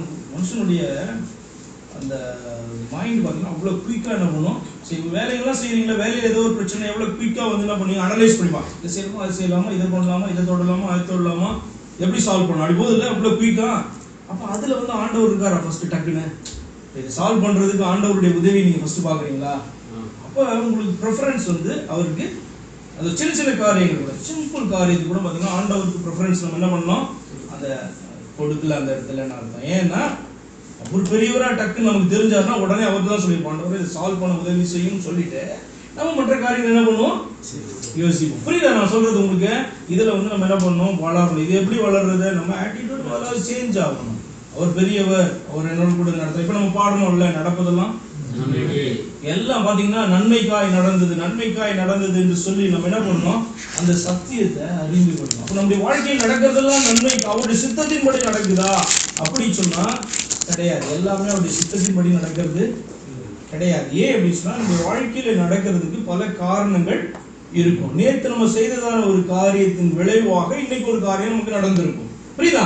அப்ப நேற்று நம்ம செய்தது ஏதாவது ஆண்டவருடைய சித்தத்துக்கு விரோதமா இருந்ததுன்னா இன்னைக்கு அதனுடைய பாதிப்பு இன்னைக்கு எனக்கு காணப்படும். புரியுதா? அப்ப என்னுடைய வாழ்க்கையில நடக்கிறதான எல்லா காரியமும் தீமையோ நன்மையோ அது தேவன் விரும்புறதுபடிதான் நடக்குது அல்லது அவருடைய சித்தத்தின்படி தான் நடக்குதா அப்படின்னு சொன்னா கிடையாது. எப்பயும் அப்படி கிடையாது.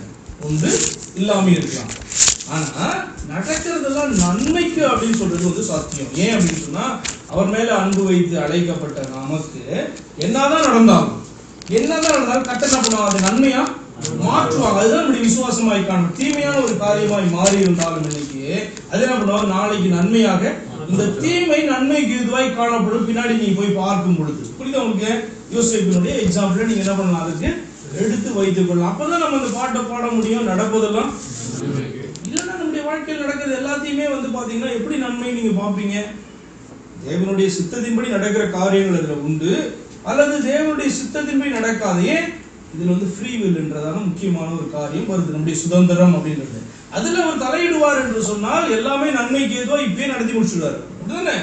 ஆனா நம்முடைய சுதந்திரத்துல அவர் தலையிடுகிறவர் அல்ல. இப்ப நான் பண்றதான ஒரு காரியம் பாத்தீங்க அப்படின்னு சொன்னா பாதிக்கும், என்னுடைய வாழ்க்கையை பாதிக்கும், என் குடும்பத்தை பாதிக்கும், வேலையை பாதிக்கும், என்னை சுத்தி இருக்கிறவங்க அது பாதிக்கிறதாய் மாறும். இது தேவ சித்தமா அப்படின்னு சொன்னா இன்னும் தேவ சித்தம் எப்பயும் நல்லா இருக்கு, எப்பயும் ஆசீர்வதிக்கப்பட்டு இருப்பது தான் அவருடைய சித்தமாய் காணப்படுது இல்லையா? அவர் நல்லவர், அவர் பார்த்தீங்கன்னா நம்முடைய நன்மையவே விரும்புகிறவர். ஆனா நாம வந்து பாத்தீங்கன்னா தெரிந்து கொள்ளுகிற சில காரியம் நம்முடைய வாழ்க்கையில தீமையை என்ன பண்ணும், கொண்டு வரும். ஆனாலும் நீங்க நம்பணும், இதை கர்த்தர் நன்மையாக என்ன பண்ணுவாரு, இன்னைக்கு ஆயிடுச்சு, ஆனால் இந்த தீமையை நன்மையாக நாளைக்கு மாற்றுகிற தேவன். அதுதான் தேவன், நம்மளால செய்யவே முடியாது.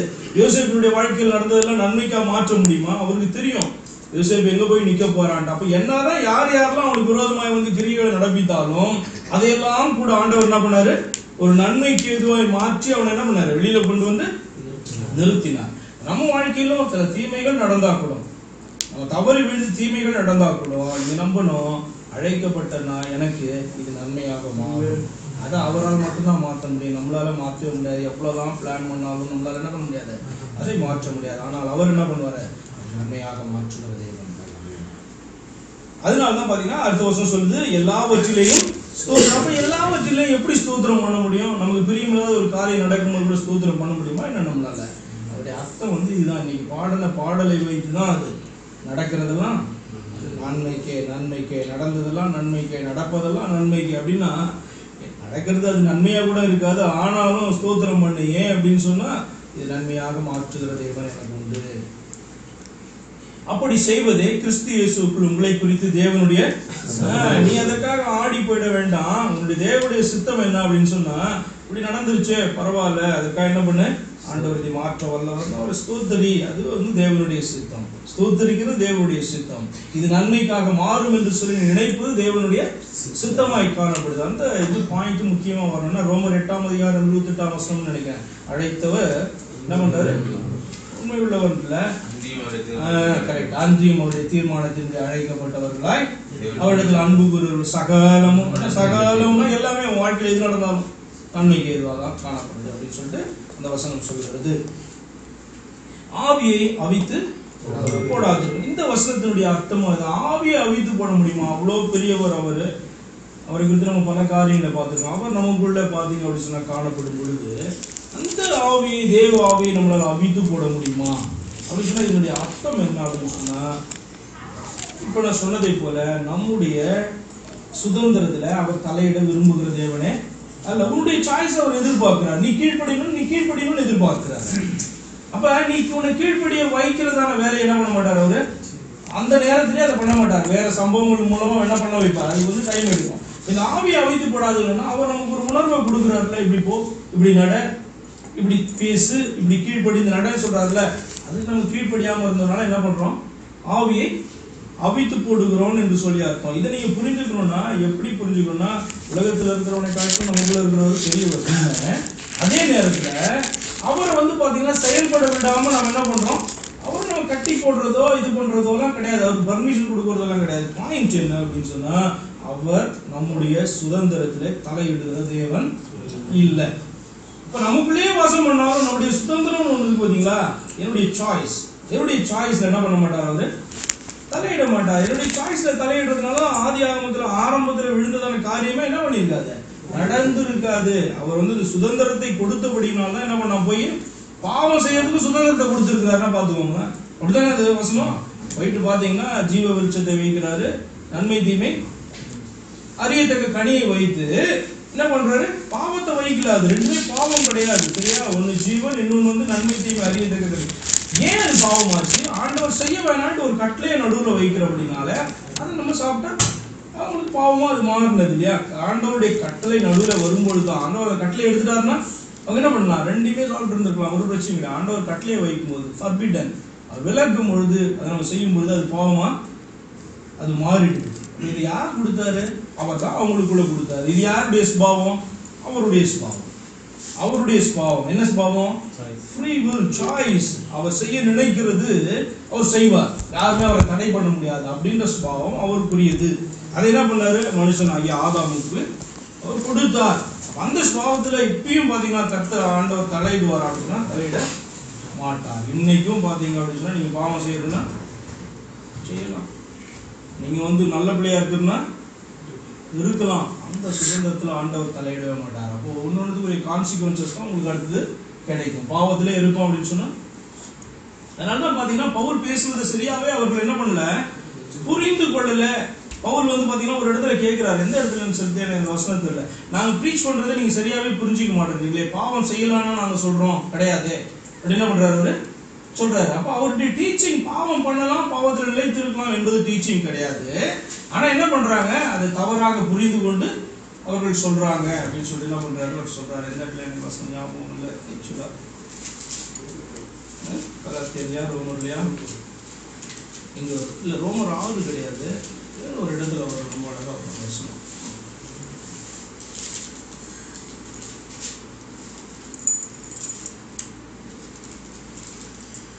சரி, முடிஞ்சிச்சுன்னா டைம் இதை சொல்லுங்க, நான் வந்து அதை சர்ச் பண்ணி எடுத்து காண்பிக்கிறேன்.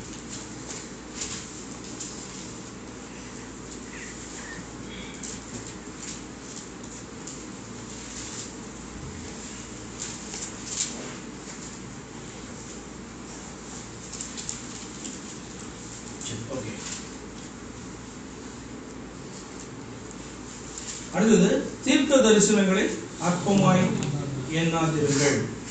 தீர்க்க தரிசனங்களை அற்பமாய் எண்ணாதீர்கள்னா இது ரெண்டு பேருக்கும், தீர்க்க தரிசனம் சொல்றவங்களுக்கும் சரி, தீர்க்க தரிசனத்தை கேட்கிறவங்களுக்கும் சரி. ஏன் அப்படின்னு சொன்னா, சில காரியங்களை கர்த்தர் சொல்லும் போது சொல்றவங்களுக்கும் இது சொல்லணுமா அப்படி இருக்கும். அது என்ன பண்ண, ஒரு சாதாரண ஒரு காரியமா இருக்கும், அதை வந்து என்ன பண்ணக்கூடாது, அற்பமா எண்ணக்கூடாது. ஏன்னா அது ஏதாவது விஷயம் இருக்கும், அது எதுக்காக சொல்றாரு, ஏதாவது விஷயம் இருக்கும், அது நமக்கு புரியாம இருக்கும். அப்ப அவங்களும் அற்பமா எண்ணக்கூடாது. கேட்கிறவங்களும் பாத்தீங்க அப்படின்னு சொன்னா, இது என்ன ஒரு அட்வைஸ், இது என்ன ஒரு இது அப்படின்னு சொல்லி என்ன பண்ணக்கூடாது, எடுக்கக்கூடாது. ஏன் அப்படின்னு சொன்னா, நம்ம ஒரு காரியத்தை எதிர்பார்த்துட்டு இருப்போம், ஆண்டவர் பேசுறது வேற காரியமா இருக்கும். அப்ப என்ன பண்ணணும், நமக்கு அதுல மனதே அதுல போக்காது. அப்படிதானே, மனதே இப்போ நீங்க இப்படிதான் ஒரு செய்தியை கேட்கணும்னு ஆசையா வந்தீங்கன்னா, வேற ஒரு செய்தியை ஆண்டவர் உங்களுக்கு கொடுத்தாருன்னா எப்படி இருக்கும், இன்ட்ரெஸ்டிங்கா இருக்காது இல்லையா? அப்ப அதே போலதான் தீர்க்க தரிசனம் சொல்றவங்களும் சரி, அதை கேட்கிறவர்களும் சரி, அது என்ன பண்ணக்கூடாது, அற்பமா எண்ணக்கூடாது. ஆனா அதே நேரத்தில் அடுத்த வருஷம் சொல்றது, எல்லாவற்றையும் சோதித்து பார்த்து. அப்ப என்ன அர்த்தம், எல்லாவற்றையும் சோதித்து பார்க்கலாம். தீர்க்க தரிசனமா இருந்தாலும் சரி, அதை என்ன பண்ணணும், நீங்க சோதித்து பார்க்க வேண்டும் அப்படின்னு சொல்லிட்டு என்ன பண்றாரு, அது சொல்றாரு. என்ன எப்படி சோதித்து பார்க்கிறது, நான் முன்னாடியே சொன்னதை போல அது கர்த்தருடைய வசனத்தின் படி இருக்குதான்றது ஒரு பாயிண்ட். வசனத்தின் படியே இருந்தாலும் அது நடக்குதா நடக்கலையா அப்படி வெயிட் பண்ணி தான் சிலது என்ன பண்ண முடியும், பார்க்க முடியும். நடக்காத பட்சத்துல இப்போ குறிப்பிட்டு இந்த டேட்ல நடக்க போது, இத்தனை மாசத்துக்குள்ள நடக்க போது இப்படிலாம் வருதுன்னா, அதை நீங்க வந்து பாத்தீங்கன்னா எப்படி வசனத்தின் படி கால்குலேட் பண்ணுவீங்க, பண்ண முடியாது அதுல. அப்ப அது என்ன பண்ணணும், அந்த டேட் படி நடக்குதா நடக்கலையா, நடக்கலன்னா இல்ல ஆண்டவர் சொல்லலன்னு அர்த்தம், புரியுதான்? அப்ப சோதித்து பார்க்கணும். தீர்க்க தரிசனமா இருந்தாலும் அதை சோதித்து பார்க்க வேண்டும், கர்த்தருடைய வசனமா இருந்தாலும் அதை சோதித்து பார்க்க. பெராயா பட்டணத்தினுடைய காரியத்தை நான் உங்களுக்கு சொல்லியிருக்கேன், கர்த்தருடைய வசனத்தை தான் பிரசங்கித்தார்கள். ஆனா வசனம் எப்படி இருக்கான்னு என்ன பண்ணார்? அவர்கள் ஆராய்ந்து பார்த்தார்கள். அதை சோதிக்கிறதா ஆராய்ந்து பார்த்து கர்த்தருடைய வசனம் கர்த்தருடைய வேத வார்த்தையின்படிதான் இருக்குதா அப்படி சொல்லி என்ன பண்ணோம்? ஆராய்ந்து பார்க்கிறது மிகவும் அவசியம். அப்படி ஆராய்ந்து பார்த்து சரியா இருக்குதா என்ன பண்ணாத இப்படி அந்த அளவுக்கு என்ன பண்ணணும்? வளரணும். கர்த்தருடைய வார்த்தையின்படிதான் இருக்குதா அப்படின்ட்டு பார்க்கிற அளவுக்கு வளர்ந்தாதான் நம்ம என்ன பண்ணுவோம்? ஆவிக்குரிய வாழ்க்கையில கொஞ்சம் வளர்ந்துருக்கிறோம், கர்த்தருடைய வார்த்தையில கொஞ்சம் வளர்ந்துருக்கிறோம் என்று சொல்லி அர்த்தம். பொல்லாங்காய் தோன்றுகிற எல்லாவற்றையும் விட்டு. என்ன பொல்லாங்காய் தோன்றுகிறது? கர்த்தருடைய வார்த்தையின்படி வராத எல்லாமே பொல்லாப்பான காரியம் தான். அதை விட்டு என்ன பண்ண? சமாதானத்தின் தேவன் தாமே உங்களை முற்றிலும் பரிசுத்தமாக்குவாராக. உங்கள் ஆவி ஆத்ம சரீரம் முழுவதும். இது நிறைய இடத்துல இப்படி வராது. இந்த வசனம் வேற எங்க இருக்குது மாதிரி தெரியல. அதாவது நமக்குள்ள ஆவி ஆத்ம சரீரம். சரீரம் நமக்கு தெரியும், ஆத்மாவை குறித்து தெரியும், ஆவி. ஆனால் மூணுமே நமக்குள்ள இப்படி 3 பார்ட்டா நம்ம இருக்கிறோமான்றது பார்த்தீங்கன்னா ரொம்ப கிளியரா சொல்றதான ஒரு வசனம் இருக்குது. என்ன? ஆவி ஆத்ம சரீரம் நமக்கு உண்டு. ஆவி ஆத்ம சரீரம் முழுவதும் நம்முடைய கர்த்தராகிய இயேசு கிறிஸ்து வரும்போது குற்றமற்றதாய் இருக்கும்படி காக்கப்படுவதாக. அது உங்களால் முடியாது. உங்களை அழைத்தவர் உண்மை உள்ளவர், அவர் அப்படியே செய்வார். உங்களை அழைத்து ஒருத்தர் உங்களை சுத்திகரித்து உங்களை பரிசுத்தப்படுத்தி அல்லது உங்களை ரட்சித்து அல்லது அவருடைய பிள்ளையாக மாற்றி வைத்திருக்கிறார்ல, அவர் இந்த காரியத்தை என்ன பண்ண முடியும்? செய்வார் அப்படின்னு சொல்றாரு. அப்படின்னு என்ன அர்த்தம்? முடியல அப்படின்னு அர்த்தம். 24 வருஷம் உங்களை அழைத்தவர் உண்மை உள்ளவர், அவர் அப்படியே செய்வார் அப்படின்னு சொன்னா இந்த ரட்சிப்பு இன்னும் முடிவடையல. என்ன ரட்சிப்பு? ஆவி ஆத்ம சரீரம் 3னுடைய ரட்சிப்பை குறித்து இங்க வேதம் பேசுது. அப்போ ஒரு ரட்சிப்பு நமக்கு நல்லா தெரியும், அதனாலதான் நம்ம இங்க உட்கார்ந்து இருக்கிறோம். நம்முடைய ஆவி புதிதாக பிறந்திருக்கிறோம் அப்படின்னு சொல்லும்போது நம்முடைய ஆவியை குறித்து வேதம் பேசுது. அது அவருடைய சாயலாய் காணப்படுது அப்படின்னு சொல்லி. ஆனா நம்முடைய ஆத்மா நமக்கே தெரியும் எவ்வளோ காரியங்களை பண்ணிட்டு இருக்கு. இன்னும் பாத்தீங்கன்னா ரினியூ ஆகிக்கிட்டே தான் இருக்கு. நம்முடைய மைண்ட் இன்னும் ரினியூ ஆகிட்டே தான் இருக்கு. இது முடிவே ஆக்சுவலா இல்ல. அதே மாதிரி நம்முடைய சரீரம் அப்படின்னு சொல்லும் போது இது விதைக்கப்பட்டு எழுந்திருக்கும் போது தான் இது அந்த சரீரத்துக்கு ஒரு மீட்பு உண்டாகும். சரீர மீட்பை குறித்து வேதம் பேசுது. அப்ப இது எல்லாத்தையுமே செய்ய வல்லவர் ஒருவர் தான், அழைத்தவர். சரியா? அவர் மேலதான் நம்ம நம்பிக்கை வைத்திருக்கிறோம். அவர் செய்வார். சகோதரரே, எங்களுக்காக வேண்டிக் கொள்ளுங்கள். சகோதரர் எல்லாரையும் பரிசுத்த முத்தத்தோடைய வாழ்த்துங்கள். இந்த நிருபம் பரிசுத்தமான சகோதரர் யாவருக்கும் வாசிக்கப்படும்படி செய்ய வேண்டும் என்று கர்த்தர் பேரில் ஆணையிட்டு உங்களுக்கு சொல்லுகிறேன். ஏன் அப்படின்னு சொன்னா, அப்போ ஒரு இடத்துல படிச்சுட்டு என்ன பண்ண நிருபத்தை அடுத்தது கூட்டு போவோம். அப்படிதான் வேற வழி கிடையாதுங்க.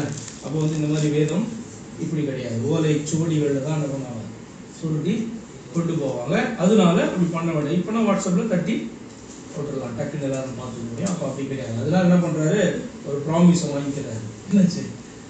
அதனால ப்ராமிஸ் வாங்கிக்கிறாரு. என்னன்னா, இதை படிச்சு முடிச்சியா நீ உடனே என்ன பண்ணு, பக்கத்துல அனுப்பு, அடுத்த சர்ச்சுக்கு அனுப்பு அப்படி சொல்றாரு. அப்படி ஆணையிட்டு உங்களுக்கு சொல்லுகிறேன். நம்முடைய கர்த்தராகிய இயேசு கிறிஸ்துவின் கிருபை உங்களுடனே கூட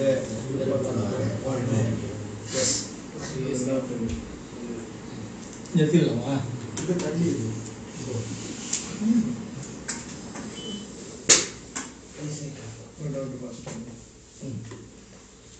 நம்ம அலுவலக டைம் எல்லாமே இது வாசிக்கக்கூடிய இந்த வசனம். சரி, 27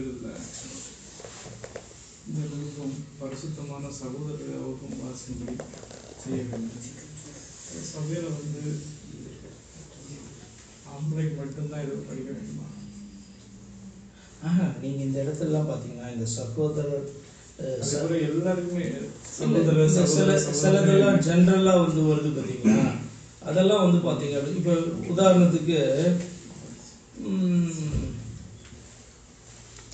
சிலது பாத்தீங்கன்னா ஒன்லி மென்னுக்கு சொல்லியிருக்கிற போல இருக்கும். அது பாத்தீங்கன்னா 2 பேர் இருக்கணும். இப்ப நம்முடைய ஆத்மாவை தான் எடுத்துக்கோங்க. இதுக்கு நீங்க மேல் ஃபீமேல்னு கொடுப்பீங்களா? அதுக்கு நம்முடைய சரீரத்துக்கு மாத்திரம் தான் மேல் ஃபீமேல். அப்படிதான் நம்முடைய ஆத்மா அப்படின்னு சொல்றதுக்கு இப்ப உங்களுக்கும் அது எப்படி சொல்லுது, நம்மளுடைய ஆத்மாவையும் ஒரு ஃபெமினைனா தான் வேதம் பார்க்குது. அதனாலதான் மனவாட்டி அப்படின்னு சொல்றது இல்லையா? நம்முடைய ஆத்மாவினுடைய நாயகர் அவர் சொல்றோம், நம்முடைய சிருஷ்டிகர் அப்படி சொல்றோம் இல்லையா? உன்னுடைய சிருஷ்டிகரே உன்னுடைய நாயகர். இங்கிலீஷ்ல பாத்தீங்கன்னா தை மேக்கர் இஸ் தை ஹஸ்பண்ட் அப்படின்னு சொல்லியிருக்கோம் பேசையாங்க. அப்ப நம்முடைய ஆத்மா அப்படின்னு சொல்லும்போது அதுக்கு ஆக்சுவலா என்ன சொல்றது, ஆண் பால் பெண் பால் என்பது அதுக்கு கிடையாது. அதே மாதிரிதான் ஆவிக்கும் பாத்தீங்கன்னா ஆண் பால் பெண் பால்ன்றது கிடையாது. அப்ப அப்ப இந்த இடத்துல வந்து சகோதரர்னு பொதுவா வந்து சொல்லப்படுவதான இந்த நிருபம் பரிசுத்தமான சகோதரர் யாவருக்கும். பரிசுத்தமான சகோதரர்னா நீங்க என்ன அர்த்தம் நினைக்கிறீங்க? பரலோக ராஜ்யத்துக்குள்ள பிரவேசிக்க போகிறதான அந்த கூட்டத்தை குறிக்குது. அதுல ஆணும் உண்டு பெண்ணும் உண்டு இல்லையா? அப்ப இது வந்து நீங்க பொதுவாக தான் இதே இந்த வசனத்தை நீங்க எடுக்கணும். உதாரணத்துக்கு இந்த டைவர்ஸ் அண்ட் ரீமேரேஜை குறித்து உங்களுக்கு மத்தேயு 19ஆம் அதிகாரத்துல இது பார்த்தீங்கன்னா மேலே குறித்து வச்சுதான் ஆண்டவர் என்ன பேசுவார். ஒருவன் என்ன பண்ணக்கூடாது? தள்ளி விடக்கூடாது. தள்ளி விட்டு நீ வந்து இன்னொருத்தி விவாகம் பண்ணினா விபச்சாரம் பண்றான். அப்ப அது ஒரே ஒரு காரியத்தை மாத்திரம் வைப்பாரு. என்ன அப்படின்னு சொன்னா பேசித்தன முகாந்திரத்தினால் ஒழிய. அப்ப இது நீங்க வந்து மேலுக்கு மாத்திரம் எடுப்பீங்களா? அப்படிங்கிறது 2 பேருக்கு தான். அது அந்த வசனம் நீங்க பார்க்கும் பொழுது ஒரு கேட்டகரிக்கு சொல்றதை போல சில வசனங்கள் காணப்பட்டாலும் ஜெனரல் 2 பேருக்கும் உரியதான காரியம். இதே பாத்தீங்கன்னா இங்க எபேசியர்ல எல்லாம் போய் வாசிக்கும் போது நீங்க புருஷரே அப்படி சொல்லுவாங்க. அப்ப அது பாத்தீங்கன்னா பர்டிகுலரா புருஷருக்கு பேசுறது. ஏன்னா அதுக்கு அடுத்ததே மனைவி குறித்து பேசுறாரு. ஏன்னா அவங்களுக்குரிய ஆலோசனை கொஞ்சம் வித்தியாசமா இருக்கும், புருஷருக்குரிய ஆலோசனை வித்தியாசமா இருக்கும். அப்ப இங்க சகோதரரே அப்படின்னு சொல்றதான காரியம் பாத்தீங்கன்னா எல்லாரையும் தான் புரியுது. ஒரு குரூப் தான் அது புரியுது.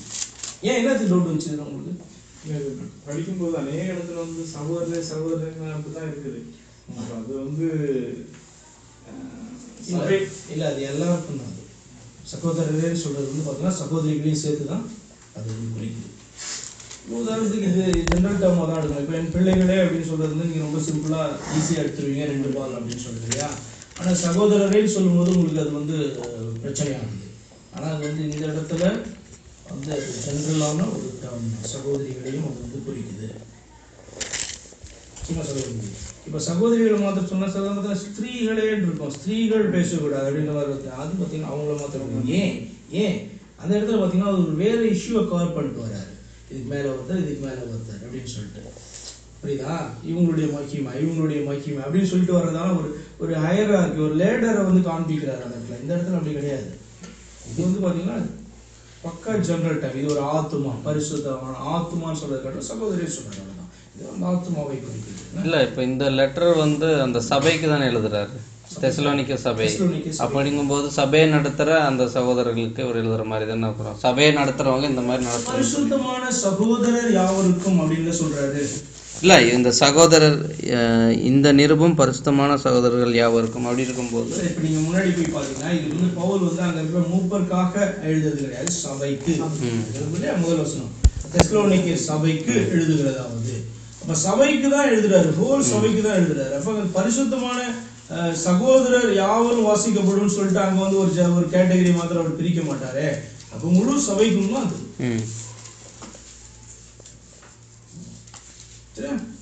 எனக்கு அதுல சந்தேகம் கிடையாது.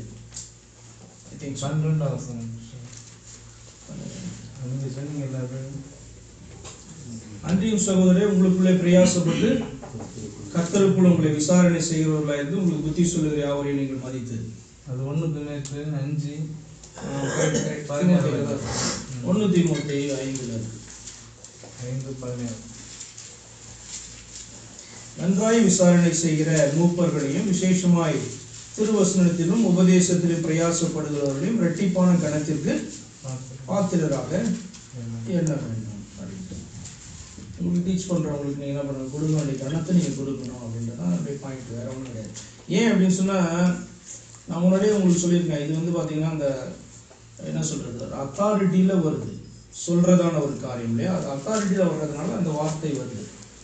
அந்த இது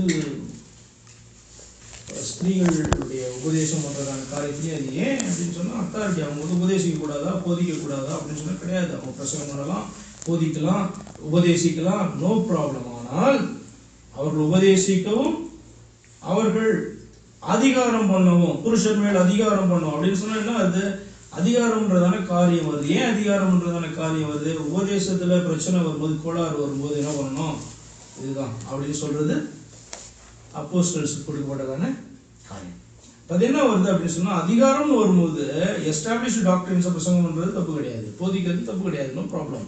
ஆனா அவர்கள் வந்து சில நேரத்துல அதிகாரத்தை பயன்படுத்த வேண்டியது இருக்கும். என்ன அதிகாரம் அப்படின்னா என்ன மீனிங்கு?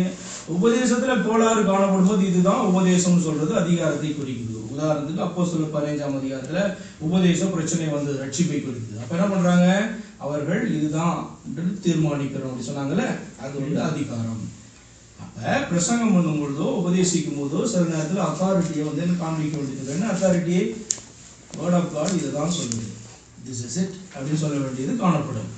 அந்த இதை வந்து என்ன பண்ணல ஆண்டவர் அவங்களுக்கு கொடுக்கல அப்படின்னு சொல்லிட்டு பவுல் சொல்றாரு. 1 தீமோத்தேயு 2:12 அப்படி ஒரு காரியத்தை சொல்றாரு. அதுதான் மீனிங் ஒழிய ஸ்திரீகள் பிரசங்கம் பண்ணக்கூடாது, உபதேசிக்க கூடாது. எஸ்டாப்ளிஷ்டு டாக்டர்ஸை அதுல குழப்பம் வராத வரைக்கும் என்ன பண்ணலாம், பிரசங்கம் பண்ணலாம், பிரச்சனை கிடையாது. ஆனா எதுக்கு ரிஸ்க் அப்படின்னு சொன்னா அதுல டாக்டர்ல குழப்பம் வரும்போது யாராவது கேட்பாங்க, அப்ப இதுதான் அப்படின்னு சொல்றது எஸ்டாப்ளிஷ் பண்ணணும் இல்லையா. டாக்டருடைய பேசிக் இதுதான் எஸ்டாப்ளிஷ் பண்ணணும். அப்ப என்ன ஆகுது, அது வந்து they have to use their authority. அது வந்து நோ நாட் அலௌட் அப்படின்னு சொல்றாங்க போல. அது வந்து இந்த நாட்கள்ல மாறிடுச்சா அப்படின்னு சொன்னா எனக்கு தெரிஞ்சு மாறல, அப்படியேதான் இருக்குது. என்ன அது எப்பயும் மாற போறது கிடையாது. அதுக்கு அவர் சொல்ற ரீசன்லாம் வேற ரீசன் சொல்றாரு.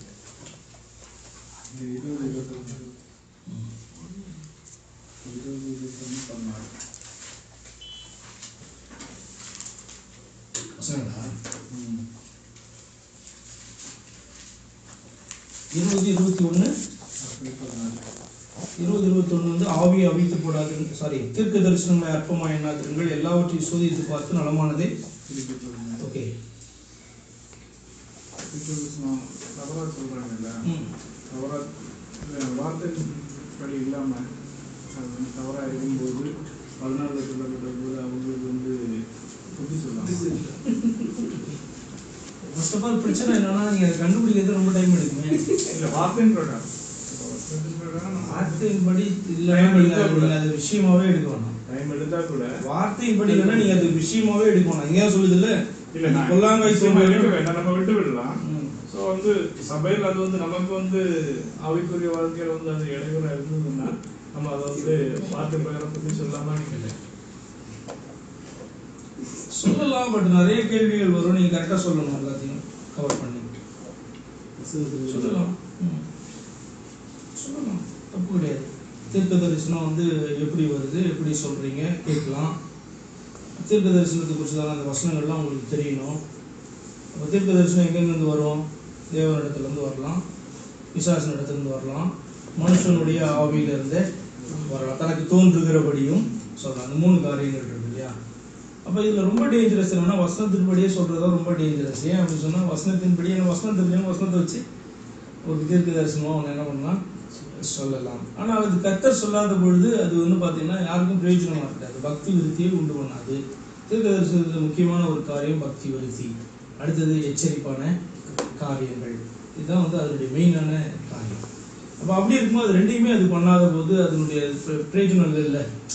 அப்போ இந்த வசனங்கள் என்ன சொல்லுது அப்படின்னு சொன்னால் நீ வந்து ஆராய்ப்பா, நிதானித்து பார். இன்னொரு இடத்துல கூட சொல்லி நிதானித்து பார்க்க சொல்லி அது என்ன சொல்லுது, 1 Corinthians 14 நினைக்கிறேன், 12-14 அதில் வந்து பார்த்தீங்கன்னா தீர்க்க தரிசனங்களை நீ என்ன பண்ணு, நிதானித்து பார் அப்படின்னு சொல்லுது. அப்படி அந்த வசனம் ஜட்ஜ் பண்ணு அப்படின்னு சொல்லுது. ஜட்ஜ்னா நீ வந்து அதை செக் பண்ணு அப்படின்றது தான் அதனுடைய அர்த்தம்.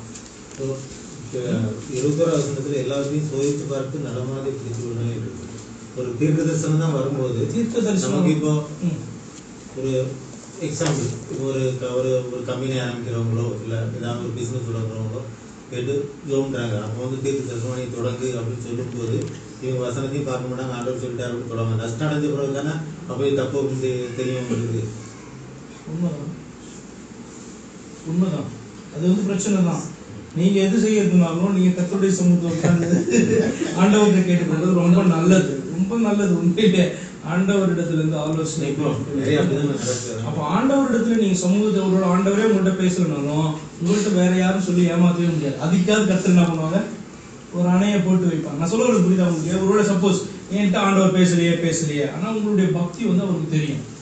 அப்போ வந்து என்ன பண்ணுவாங்க, உங்களுடைய ஜபத்தினால யாரும் உங்களை ஏமாத்த ஆண்டவர் என்ன பண்ண மாட்டாங்க, விட மாட்டாங்க. அவங்க தெரியும், சின்ன குழந்தைன்னா தகப்பன் எப்படி கை பிடிச்சு நடத்துவார், தகப்பன் பேசுறதெல்லாம் ஒன்றும் புரியாது. வார்த்தை திரும்ப வைக்கும். நான் பாதிக்கப்பட்டதுனால நான் சொல்றேன். அதாவது ஒரே தீர்க்க தரிசனம் ஒரு 2 மாசமா அதை திரும்ப அப்ப நம்ம வந்து கர்த்தருடைய வார்த்தையை நம்ம அசட்டை செய்யாம இருந்த, நான் ஒரு வார்த்தையை உங்களுக்கு சொல்றேன், அசட்டை பண்ணாம இருக்கிற மாதிரி. அப்படி நான் ஒரு காரியத்தை நான் உங்களுக்கு கேட்கிறேன். இப்ப இந்த சிலதெல்லாம் பாத்தீங்கன்னா நம்ம உறுதிப்படுத்துறதுன்னு நினைச்சிட்டு ஏமாத்துறோம். என்னதான் உறுதிப்படுத்தினாலும் நமக்குள்ள பாத்தீங்கன்னா நம்முடைய ஆவியில ஒரு டிஸ்டர்பன்ஸ் இல்லாம ஒரு தெளிந்த ஒரு இது கிடைக்கும். அது இல்லை அப்படின்னு சொன்னா நீங்க அதை நீங்க என்ன பண்ண உறுதிப்படுத்துறதா நீங்க எடுக்காதீங்க. ஏன், நான் ஒரு எக்ஸாம்பிள் உங்களுக்கு சொல்றேன். கர்த்தர் வந்து ஒரு தீர்க்கதரிசிகிட்ட சொல்லி சமாரியாவுடைய அந்த பலிபீட சண்டையில போயிட்டு தீர்க்க தரிசனம் உடைய நீ சாப்பிடாம குசியாம வான்னு சொல்றாரு. கர்த்தர் தான் அவன்கிட்ட சொல்லி அனுப்பிச்சாரு. அவன் போயிட்டு அதே மாதிரி செய்தான். அவன் என்ன பண்ணான், திரும்ப வரும்போது அங்க இருக்கிற ஒரு தீர்க்கதரிசி என்ன பண்றான், அவங்க சாப்பிட்றதுக்கு கூப்பிடுறான். அதே சமயம் கேட்கணும் கூப்பிடுறான். அவன் வந்து என்ன பண்றான், கூப்பிடுறான். அவன் வந்து வரமாட்டான். ஆண்டவர் என்ன சாப்பிடக்கூடாதுன்னு சொல்லாதீங்க அப்படின்னு சொல்றான். அவன் என்ன சொல்றான், உடனே திரும்ப என்ன பண்றான், தேவன் தான் என்கிட்ட வந்து சொன்னாரு, உன்னை கூப்பிட்டு வந்து சாப்பிட கொடுக்க சொன்னாங்க. போய் சொல்லி கூப்பிடுறாங்க. அவனுக்கு பனிஷ்மெண்ட் ஆண்டவர் கொடுக்கலையே இருக்கு. அடுத்து நமக்கு தெரியாது கொடுத்தாரா கொடுக்கலையான்னு தெரியாது. அடுத்தது முதலாவது இருக்கிறவனுக்கு தான் இது மெயின் டெஸ்ட். முதலாவது இருக்கிறவனுக்கு மெயின் டெஸ்ட் என்ன டெஸ்ட்? கர்த்தர் அவனுக்குள்ளார சொல்லி இருந்தது உண்மை. ஏன் கர்த்தர் உறுதிப்படுத்தினார்? எப்படி? அங்க போய் அவன் சொன்னா அதே மாதிரி நடந்தது. ராஜாவை கை நீட்டினா கை கூட அப்படின்னு நின்னுச்சு. பாத்தீங்களா இல்லையா? என்ன பண்ற, கர்த்தர் மட்டும் சொல்லி அனுப்பிச்சத அங்க உறுதிப்படுத்தி காண்பிக்கிறார். அப்ப பாதி நடந்துருச்சு. ரிட்டர்ன் என்ன பண்ணி அவன் வரணும். அதை காட்டிலும் உனக்கு என்ன சந்தேகம்? ஆண்டவர் சொல்லி அனுப்பிச்சபடியே என்ன பண்ணிருக்கணும், வந்துடும். அப்ப ஆண்டவர் இதுல பல காரியங்கள் நீங்க கற்றுக்கணும். சாப்பிட்டே இருக்கும்போது அதே தீர்க்கதரிசி வச்சு ஆண்டவர் ரெண்டாவது பேசுறாரு. நிறைய காரியங்கள் இதுல கற்றுக்கொள்ளலாம். என்ன அப்படின்னு சொன்னா, இப்ப ஆண்டவர் சொல்லி அனுப்பிச்சத அவர் ஒருபோதும் மாற்ற மாட்டார். நீங்க வந்து எப்பயுமே நினைக்க கூடாது தேவன் வந்து மாறுகிறவர் சொல்லிட்டு. அவர் வந்து இந்த விஷயத்துல ரொம்ப ரொம்ப இன்ட்ரெஸ்டிங். அவர் மாறுகிற தேவனே கிடையாது. சொன்னதுதான் சொன்னதுதான் செய்யறது மாத்திரம் கிடையாது. சொன்னதுதான். அப்ப நம்ம அவருக்கு சொன்னது வேணா நமக்கு ஒருவேளை புரியாம வந்திருக்கலாம், நம்ம தப்பா நினைச்சிட்டு இருந்திருக்கலாம். ஆனா சொல்லியிருந்தாரு அப்படின்னு சொன்னா சொன்னதுதான். அப்ப நம்ம என்ன நினைச்சுக்கிறோம், இல்ல அவர் மாறிட்டாரு, நினிவேக்கு போய் அவன் பிரசங்கம் பண்ணதுனால மாறிட்டாரு. No no no. அவர் என்ன 40 நாள் அழிக்கப்படும்னா என்ன சொன்னார் அவரு? 40 நாள்ல நினிவே அழிக்கப்படும். இப்ப ஆண்டவருடைய பாத்தீங்கன்னா இந்த வசனத்தை பாத்தீங்கன்னா 40 நாளுக்குள்ள அவர் மனம் திரும்புற நாள் நினிவே அழிக்கப்படும். அவர் என்ன பாத்தீங்கன்னா இந்த மனம் திரும்புது இல்லைன்னா அப்படின்றத அழிச்சிட்டாரு. இவன்கிட்ட வந்து சொல்லும்போது என்ன சொல்றாரு அவரு? 40 நாள்ல நினிவே அழிக்கப்படும். அப்ப உள்ளுக்குள்ளார இன்டைரக்டா ஒரு காரியத்தை வைக்கிறார். எதுக்கு 40 நாள சொல்லி இவனை வந்து அனுப்புறாரு? முதலாவது நல்லா தெரியணும், யோனாவை எதுக்கு நினிவேக்கு 40 நாள்ல அழிக்கப்படும் சொல்லி அனுப்புறாங்க. 40 நாள்ல அழிக்கிறவர் எதுக்கு அங்க என்ன மெசேஜ் கொடுத்து அழிக்கணும், செய்தி சொல்லி அனுப்பி அழிக்கணும்? அழிக்க போறவர் அழிக்க போறாரு, அப்படிதானே? அப்ப அவனுக்கு சொல்லி அனுப்புறாரு அப்படின்னு சொன்னாலே யோனாவுக்கு தெரியும் அதை காக்க போறார். அதனாலதான் அவன் சொல்றான், போறதுக்கு முன்னாடி அவன் சொல்றான், நீர் என்ன பண்ண போறீரு, அதை நீர் காக்க போறீர், நீ ரட்சிக்கிற விரும்புகிறீர் அப்படி சொல்லிட்டு என்ன பண்ணுவான், அவங்களுடைய இறக்கம் இப்படிப்பட்டது சொல்லிட்டு அவன் ஓடுறான். ஏன் ஓடுறான்? அவர் ரட்சிக்க போறாருன்னு தெரியும், அதுதான் என்ன அனுப்புறாருன்னு தெரியும். அப்ப ஒரு காரியத்தை நீங்க அறிந்து கொள்ளணும். நம்ம ஒருவேளை புரிஞ்சிக்காம இருக்கலாம் வழிய, நம்ம வந்து ஆண்டவர் மாறிட்டாருன்னு சொல்றதுல அர்த்தமே கிடையாது. அவர் சொல்றாரு, நான் கர்த்தர், நான் மாறாதவர் அப்படி சொல்றாரு. அப்ப அவர் மாறுகிறவர் அப்படின்னு சொன்னா நம்முடைய ரட்சிப்பே வேஸ்ட். எப்படி நீங்க உங்க ரட்சிப்பை நம்ப முடியும்? புரியுது நான் சொல்ல வர்றது? அவர் எப்ப வேணா மாறி உங்க ரட்சிப்பை என்ன பண்ண முடியும்? அவர் எடுத்துட முடியுமே? No no. அவர் என்ன பண்ண மாட்டாரு, மாறுகிற தேவனே கிடையாது. அதை தீர்க்கதரிசிட்டு அவ்வளவு கிளியரா சொல்லி அனுப்பிச்சவரு அதை நடந்ததை பாக்குறான், பிசிக்கலா நேக்கட் ஐஸ்ல பாக்குறான். ஒன்னும் உள்ள பேசியிருப்பாரு அவன்கிட்ட, அது ஃபர்ஸ்ட். அதை கூட நம்ப முடியாது. வேணா வேற யாராவது நம்ம நினைச்சிருக்கலாம், இல்ல நாமளே பேசுறோம் நினைச்சிருக்கலாம். ஆனா அங்க போய் சொல்லும் போது அப்படியே நடந்துச்சு. அப்ப அதை கர்த்தர் என்ன பண்ணாங்க, செய்து காண்பிக்கிறாங்க. அதுல இன்னொரு பார்ட்டி ரிட்டர்ன் வரணும், அவ்வளவுதான். அதுக்குள்ளார பாத்தீங்கன்னா இவனுக்கு ஒரு டெஸ்ட் வைக்கிறார் ஆண்டவர். ஏன் அவனுக்கு டெஸ்ட் வச்சாரு நமக்கு தெரியாது. இன்னொரு தீர்க்கதரிசி மூலமா டெஸ்ட். அவன் ஏன் போய் சொன்னான், அதுக்குரிய காரியத்தை அவனுக்கு. ஆனா பாத்தீங்கன்னா அவன் எதுக்கோ போய் சொல்றான், அவன் ஏன் ஏவப்பட்டான்னு தெரியாது. ஆனா திரும்ப ஆண்டவர் அவனோட கூட பேசுறாரு இல்ல அப்படின்றது என்ன பண்றான், அவனே பேசுறான். அதே தீர்க்கதரிசிட்டு ரெண்டாவது பேசுறாரு. ஆமா, உண்மைதான். பொய் சொல்லி கூப்பிட்டு பரவாயில்ல, பொய் சொல்லி கூப்பிட்டது, பொய் சொன்னது ஏன் அப்படின்றதுக்கு பாத்தீங்கன்னா நம்மளால பதில் சொல்ல முடியாது. ஆண்டவர் பொய் சொல்ல மாட்டார். ரொம்ப சிம்பிள். இப்ப நீங்க எடுத்துக்கோங்க, பீலேயாம் தீர்க்கதரிசிட்ட ஆண்டவர் பேசினார், நீங்க பாத்துக்கோங்க இல்லையா? கர்த்தர் அவனோட பேசினார். இப்ப கர்த்தர் பேசினதுக்கு அப்புறம் பாத்தீங்கன்னா பொருளாசை அவனுக்குள்ள காணப்படுது. அவன் என்ன பண்றான், திரும்பவும் ஆண்டவர்கிட்ட கேட்கிறான், இதுனா நான் போகணுமா? ஆண்டவர் போகணும்னு சொல்லி அனுப்புறாரு. அப்ப ஆண்டவர் போன்னு சொன்னது வந்து பாத்தீங்கன்னா நீ போய் அங்க சொல்லுன்ற அர்த்தமே கிடையாது. நீ ஏன் திரும்ப என்கிட்ட கேட்கிற, போகாத அப்படின்ற மீனிங்ல தான் என்ன பண்றாரு ஆண்டவர் சொல்றாரு. நான் உங்களுக்கு எக்ஸ்பிளைன் பண்ணல. என் பையன் வந்து திரும்ப என்கிட்ட நை சொன்னானா என்ன பண்ணுவேன், போடா அப்படி சொல்லலாம். அப்ப நான் வந்து விரும்பிய போக சொல்றேன் கிடையாது. ஸ்கூலுக்கு போல சொன்னா சரி இருந்து தொலை இன்னைக்கு அப்படின்னு சொல்றான். அப்படின்னா இருக்க சொல்றேன்னு அர்த்தமா? அப்போ இருக்க சொல்றாரு, சந்தோஷமா எடுக்க முடியுமா? ஏன் இப்படி தொந்தரவு பண்ற? அதே மாதிரிதான் பீலேயாம் சொல்லும்போது ஆண்டவர் சொன்னாரு போ. அவங்க கிளம்பி போனோடனே அவங்க கொல்றதுக்கு அங்க நிக்கிறாரு. அப்படின்னா என்ன அர்த்தம்? போகாதன்னு சொன்ன இது உனக்கு புரியலையா? அதுதான் அர்த்தம். அதே என் பிள்ளை நீ உனக்கு இது புரியலையா அப்படின்ற அர்த்தம். அப்ப இவனோடு கூட பாத்தீங்கன்னா இவனுடைய ஆவி இடைப்பட்டு இருந்தது. தேவ ஆவியானவர் இடைப்பட்டு இருந்தாரு. பிசாசும் பாத்தீங்க அப்படின்னு சொன்னா பிசாசுடைய இன்ஃப்ளூயன்ஸ் தானே அது இல்லையா? உதாரணத்துக்கு இன்னொரு காரியத்தை சொல்றாங்க. இந்த தாவீது தன்னுடைய ஜனங்களை தொகை பார்க்கும்படியாக சாத்தான் அவனை ஏவி விட்டான். தாவீது வந்து தேவனுடைய மனுஷன், அவன் வந்து ஒரு தீர்க்கதரிசி அப்படிதானே, ஒரு மேய்ப்பனாக இருக்கிறான் இஸ்ரவேல் மேல. அவன் பாத்தீங்க அப்படின்னு சொன்னா இந்த இஸ்ரவேல் ஜனங்களை தொகை பார்க்கும்படிக்கு சாத்தான் அவனை ஏவி விட்டான் அப்படின்னு சொல்லி பார்த்தோம். அப்படியே என்ன சாத்தான் இன்ஃப்ளூயன்ஸ் பண்ண முடியும். அப்ப நம்ம எல்லாருக்குள்ளேயும் சாத்தான் இருக்கிறான்னு அர்த்தமா? அப்படி கிடையாது. இதுதான் ஸ்பிரிட் அப்படின்னு சொல்றது. அது வந்து நம்ம என்ன பண்ண முடியும்? இன்ஃப்ளூயன்ஸ் பண்ண முடியும். இப்ப கர்த்தருக்கு பிரியமில்லாத ஒரு காரியத்தை வந்து செய்யணும் அப்படின்னு ஒரு தாட் வருது. அது எங்க இருந்து வருது? நல்லா புரிஞ்சுப்பாங்க. ஒண்ணு பிசாசுட்டு இருந்து வருது, இல்லைன்னா உங்களுடைய ஜென்ம சுபாவத்துல இருந்து வருது. ரொம்ப சிம்பிள். ஆனா கர்த்தருக்கு அதுதான் வார்த்தைகள் வேணும். கர்த்தருடைய வார்த்தைகள் நமக்குள்ள இருக்கும்போது என்ன பண்ண முடியும்? நம்மளால பகையை எடுத்துக்க முடியும். இது ஆண்டவருக்கு பிரியம் இல்லாதது. ஆனா செய்ய சொல்லி என்ன பண்ணுது? இவ்வளவு ஒரு ஃபோர்ஸ் கொடுக்கும்போது ஒண்ணு பிசாசுட்டு இருந்து வருது, இல்லைன்னா என்னுடைய சுபாவத்துல இருந்து, பழைய சுபாவத்துல இருந்து அது வருது. மேற்கொள்ளணும் கர்த்தருடைய வார்த்தையை வைத்து. அவன் வந்து ஏன் போய் சொன்னான் அப்படின்றது வந்து பாத்தீங்கன்னா ஆண்டவர் அலோவ் பண்ணார். அது வந்து பாத்தீங்கன்னா அதுதான் சிம்பிள். ஆண்டவர் போய் சொல்ல அவனை சொல்லல, அவனை டெஸ்ட் பண்றதுக்கு அலோவ் பண்ணார். அடுத்தது இவன்ட்டையும் கணக்கு கேட்பார், ஏன் போய் சொன்னன்றதுக்கான கணக்கை கேட்பார். ஆனா அவன் என்ன பண்ணார்? ஆண்டவர் திரும்ப யூஸ் பண்ணார். உங்களுடைய பாயிண்ட் என்னன்னா எப்படி அவனை யூஸ் பண்ணார் போய் சொல்லணும் அப்படின்றது உங்களுடைய பாயிண்ட் அங்க வருது. அப்படிதானே? கடைசியில பீலையமுடைய நிலைமையை பாத்தீங்கன்னா அவன் கடைசியில விழுந்து போயிட்டான்ல. எப்ப அந்த பொய்க்கெல்லாம் தீர்க்கதரிசி ஊழியக்காரங்களோ இடம் கொடுக்குறாங்களோ அது ரொம்ப நாளும் போகாது, விழுந்துருவாங்க. ஏன் ரொம்ப ரொம்ப டேஞ்சரஸ். பிரசங்கமும் சரி தீர்க்க தரிசனமும் சரி பாத்தீங்கன்னு சொன்னா நீங்க சொன்னது போல சிம்பிளா அநேகரை வழிவிலக பண்ணிடும். அது ஒரு மனுஷனுக்கு அவிசுவாசியா இருந்தா வார்த்தை தெரியல அப்படின்னு சொன்னா அவன் மட்டும்தான் விட்டு போவான். ஆனா போதிக்கிற ஒருத்தன்ட்ட வந்து சத்தியம் இல்லை அப்படின்னு சொன்னா அவன் என்ன பண்ணுவான்? அநேகரை என்ன பண்ணுவான்? வழிவிலக பண்ணிடுவான். அவர் தீர்க்கதரிசிட்ட போய் இருந்தா அவன் அநேகரை வழிவிலக, தேசத்தை வழிவிலக பண்ணிடுவான் இல்லையா? அப்ப அது வந்து ரொம்ப ரொம்ப டேஞ்சரஸ். அப்ப அங்க வந்து அவனுடைய காரியத்தை நம்ம அனலைஸ் பண்ணி பார்க்கும்போது அவன் பொய் பேசினான்றது உண்மை, திரும்ப ஆண்டவர் அவனிடத்துல பேசினாருன்றதும் உண்மை. ஆனா இதுல பயங்கர நமக்கு லேர்னிங் என்னன்னா கர்த்தர் மாற மாட்டாங்க அப்படின்றது சத்தியம். சொன்னதுல இருந்து மாற மாட்டார் அப்படின்றது உண்மை. அது யார் தான் எவ்வளவு பெரிய தீர்க்கதரிசியோ போதுகிறோம் அதுக்கப்புறம் வந்து சொன்னாலும் நம்ம நம்ப கூடாது. நம்ம கிட்ட ஒரு காரியத்தை கற்று சொல்லியிருந்தாங்கன்னா நம்ப கூடாது அப்படின்ற டீச்சிங் அதுல ஒரு உறுதியா இருக்கணும். சத்தியம்னா சத்தியத்துல உறுதியா இருக்கணும், அவ்வளவுதான். யாரும் வந்து மாத்ததுக்கு ஒப்புக் கூடாது. பல டீச்சிங் அதுல இருந்து நீங்க எடுக்கலாம்.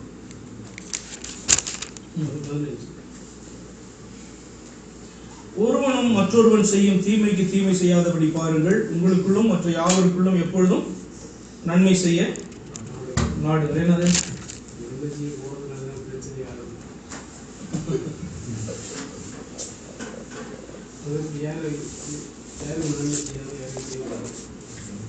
எல்லாருக்குமே நன்மை தான் செய்யும். ஏதாவது ஒரு எக்ஸாம்பிள் நீங்க சொல்லுங்க. என்ன நன்மை? இப்ப என்ன நன்மைன்றதை குறித்து நீங்க ஏதாவது ஒரு எக்ஸாம்பிள் சொன்னீங்கன்னா சொல்லுங்க. எல்லாருக்குமே நன்மை தான் பண்ணும். தேவ பிள்ளைகளுக்கு அதனால சரி, வெளியில இருக்கிறவங்களுக்கு நீங்க தீமையா பண்ணுவீங்க, நன்மை தான் பண்ணும். உதாரணத்துக்கு உங்களால இது எப்படி தெரியும்? ரொம்ப சிம்பிள். யோவான் வந்து இதை சொல்லும் பொழுது உங்களால நன்மை செய்ய கூடுமானா நீங்க என்ன பண்ணலாம்? அந்த இடத்துல நீங்க பண்ணணும். இது வந்து ரொம்ப சிம்பிள். நம்ம தேடி தேடி பிடிச்சி நன்மை பண்ணணுமா? அப்படி கிடையாது. என்னன்னா சில இடத்துல சில நன்மையை நீங்க மாத்திரம்தான் பண்ண முடியும். உதாரணத்துக்கு அந்த பிறனை நேசிக்கிறதுடைய அர்த்தம் என்ன, மீனிங் என்னன்ட்டு ஒருத்தன் கேட்கிறான் இல்லையா? கர்த்தர் என்ன சொல்றாங்க? ஒரு சமாரியன் ஆகிய ஒரு மனுஷன் என்ன பண்ணான்? ஒருத்தன் வந்து என்ன பண்றான்? எரியோக்கு போற வழியில அடிச்சு போட்டாங்க, காயப்பட்டுட்டான். அவனை வந்து பாத்தீங்கன்னா ஒரு ஆசாரியன் வந்தான், லேவியன் வந்தான், சமாரியன் வந்தான். ஆனா சமாரியன் மட்டும்தான் கேட்கணும். இப்ப இதுல வந்து பாத்தீங்கன்னா இந்த 3 பேர் தான் இவனுக்கு வந்து பிறர்கள். மீனிங் என்னன்னா இவங்க 3 பேர் தான் இவனுக்கு ஹெல்ப் பண்ண முடியும். அந்த வழியில வேற யாருமே வரலன்னு வச்சுக்கோங்க, இன்னும் கொஞ்ச நேரம் விட்டு தான் அவன் செத்து போயிருப்பான் எடுத்துக்கோங்க. அப்ப இந்த 3 பேர்ல யாராவது ஒருத்தர் வந்து பாத்தீங்கன்னா இவங்களுக்கு ஹெல்ப் பண்ணியே ஆகும். அதுதான் நன்மை செய்யறது. இப்ப அதுல யாரும் நன்மை பண்ணா ஒருத்தன் தான் பண்ணும். அப்ப 2 பேர்ட்ட ஆண்டவர் கணக்கு கேட்பாங்க, கேட்க மாட்டாங்க நிச்சயமா. இவங்க சத்தியம் தெரியுமே, இவனுக்கு சத்தியமே தெரியாது. ஆனாலும் கூட இவன் என்ன பண்ணா அவனுக்கு பேசான். அப்படி அதே போல சில நேரத்துல உங்களால மாத்திரமே நன்மை செய்யக்கூடியதான சூழ்நிலை என்ன பண்ணும்? உண்டாகும். அப்ப அவனுக்கு நீங்க தான் பிறனா காணப்படுவீங்க. அந்த இடத்துல உங்களுடைய உதவி அவசியமாயிருக்கும். புரியுது வித்தியாசம்? சரி, அதனால பிரச்சனைகள் வருது. என்ன மாதிரி பிரச்சனை? பெரிய பிரச்சனைகள் இல்ல, நீங்க வந்து அது ஒரு எக்ஸாம்பிளா நீங்க சொல்லணும். சொல்ல முடியாத எக்ஸாம்பிள்னா விட்டுருங்க, ஜெனரலான எக்ஸாம்பிள்னா நீங்க சொல்லணும். ஃபேமிலியில வந்து நம்பிக்கையில தான் பண்ணிருக்கு, அது என்னதான் முடியும்? அது வந்து அடுத்த பிரச்சனை தான் வந்து. ஏன் பிரச்சனை? வேற இன்னும் அதிகமா கேட்கறாங்களா? அதிகமா ஹெல்ப் பண்ண சொல்லி கேட்கறாங்களா? இல்ல அதனால என்ன பிரச்சனை உண்டாச்சு? அந்த மாதிரி இப்போ எக்ஸாம்பிள் நிறைய விஷயங்கள் அது என்னால் முடியும்னு நான் பண்ணிட்டு அது வந்து நமக்கு பெரிய மன வருத்தத்தை எல்லாம் வருத்தம் வந்து பாத்தீங்க அப்படின்னு சொன்னா நீங்க எப்பயுமே நீங்க நல்லவனா இப்போ நம்ம செய்யக்கூடாத காரியத்தை நம்ம செய்யுதா அப்படின்னு அதில் நம்ம தலையிடுற உலகில் தலையிடுகிற இது வந்து பாத்தீங்கன்னா நான் என்ன சொல்றேன், ஏன்னா உங்களுக்கு எக்ஸாக்ட்லி அது என்ன ஒரு காரியம் சம்பவம் எனக்கு தெரியல. ஏன் வந்து உங்களுக்கு கெட்ட பேர் வந்தது எனக்கு வந்து தெரியல. ஆனா நீங்க வந்து யோசித்து பார்த்தீங்க அப்படின்னு சொன்னா நீங்க அந்த நேரத்துல நீங்க உதவி செஞ்சீங்கன்னா நீங்க செஞ்சீங்க அவ்வளவுதானே. அதுக்கு மேல அதை விட்டுருங்க. அதனுடைய பலனை கூட நீங்க எதிர்பார்க்காதீங்க. அதை எதிர்பார்க்க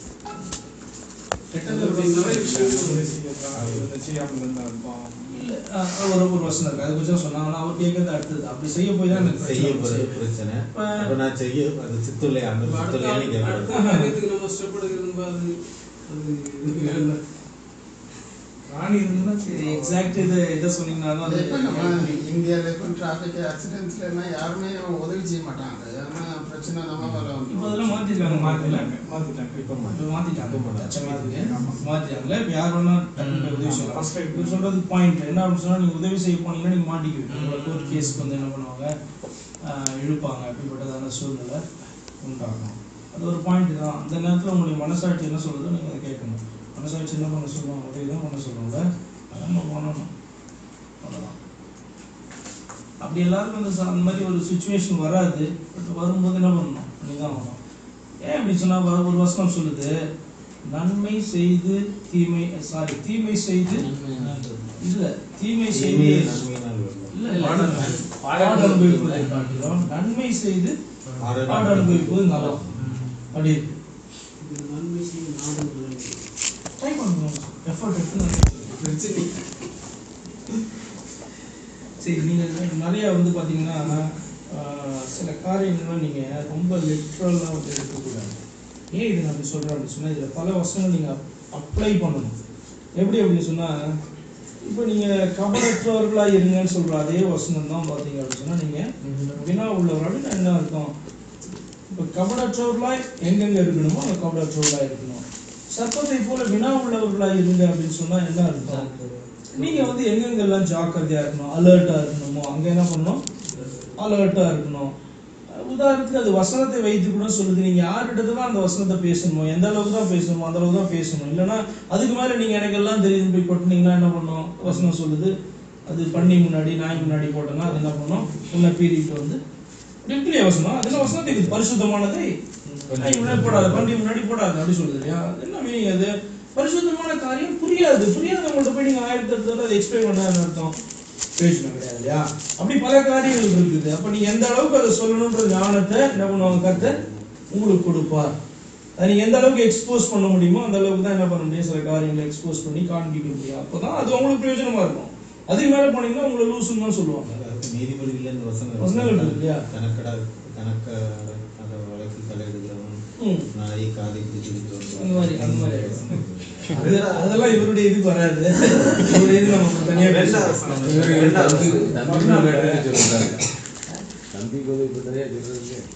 சரி, உங்களுக்கு அப்புறம் பேசலாம்னா சரி. 2வது வசனம், இரவிலே திருடன் வருகிற விதமாய் கர்த்தருடைய நாள் வரும் என்று நீங்கள் நன்றாய் தெரியாத அது மத்த 25ல குறிப்பிட்டிருக்கீங்களா? 24ல 25.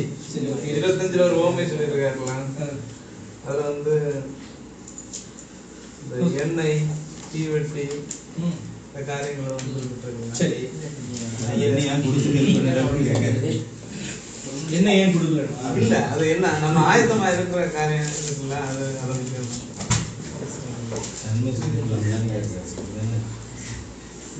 கொடுத்தா 5 பேருக்கு ஹெல்ப் பண்ணிக்கலாம்.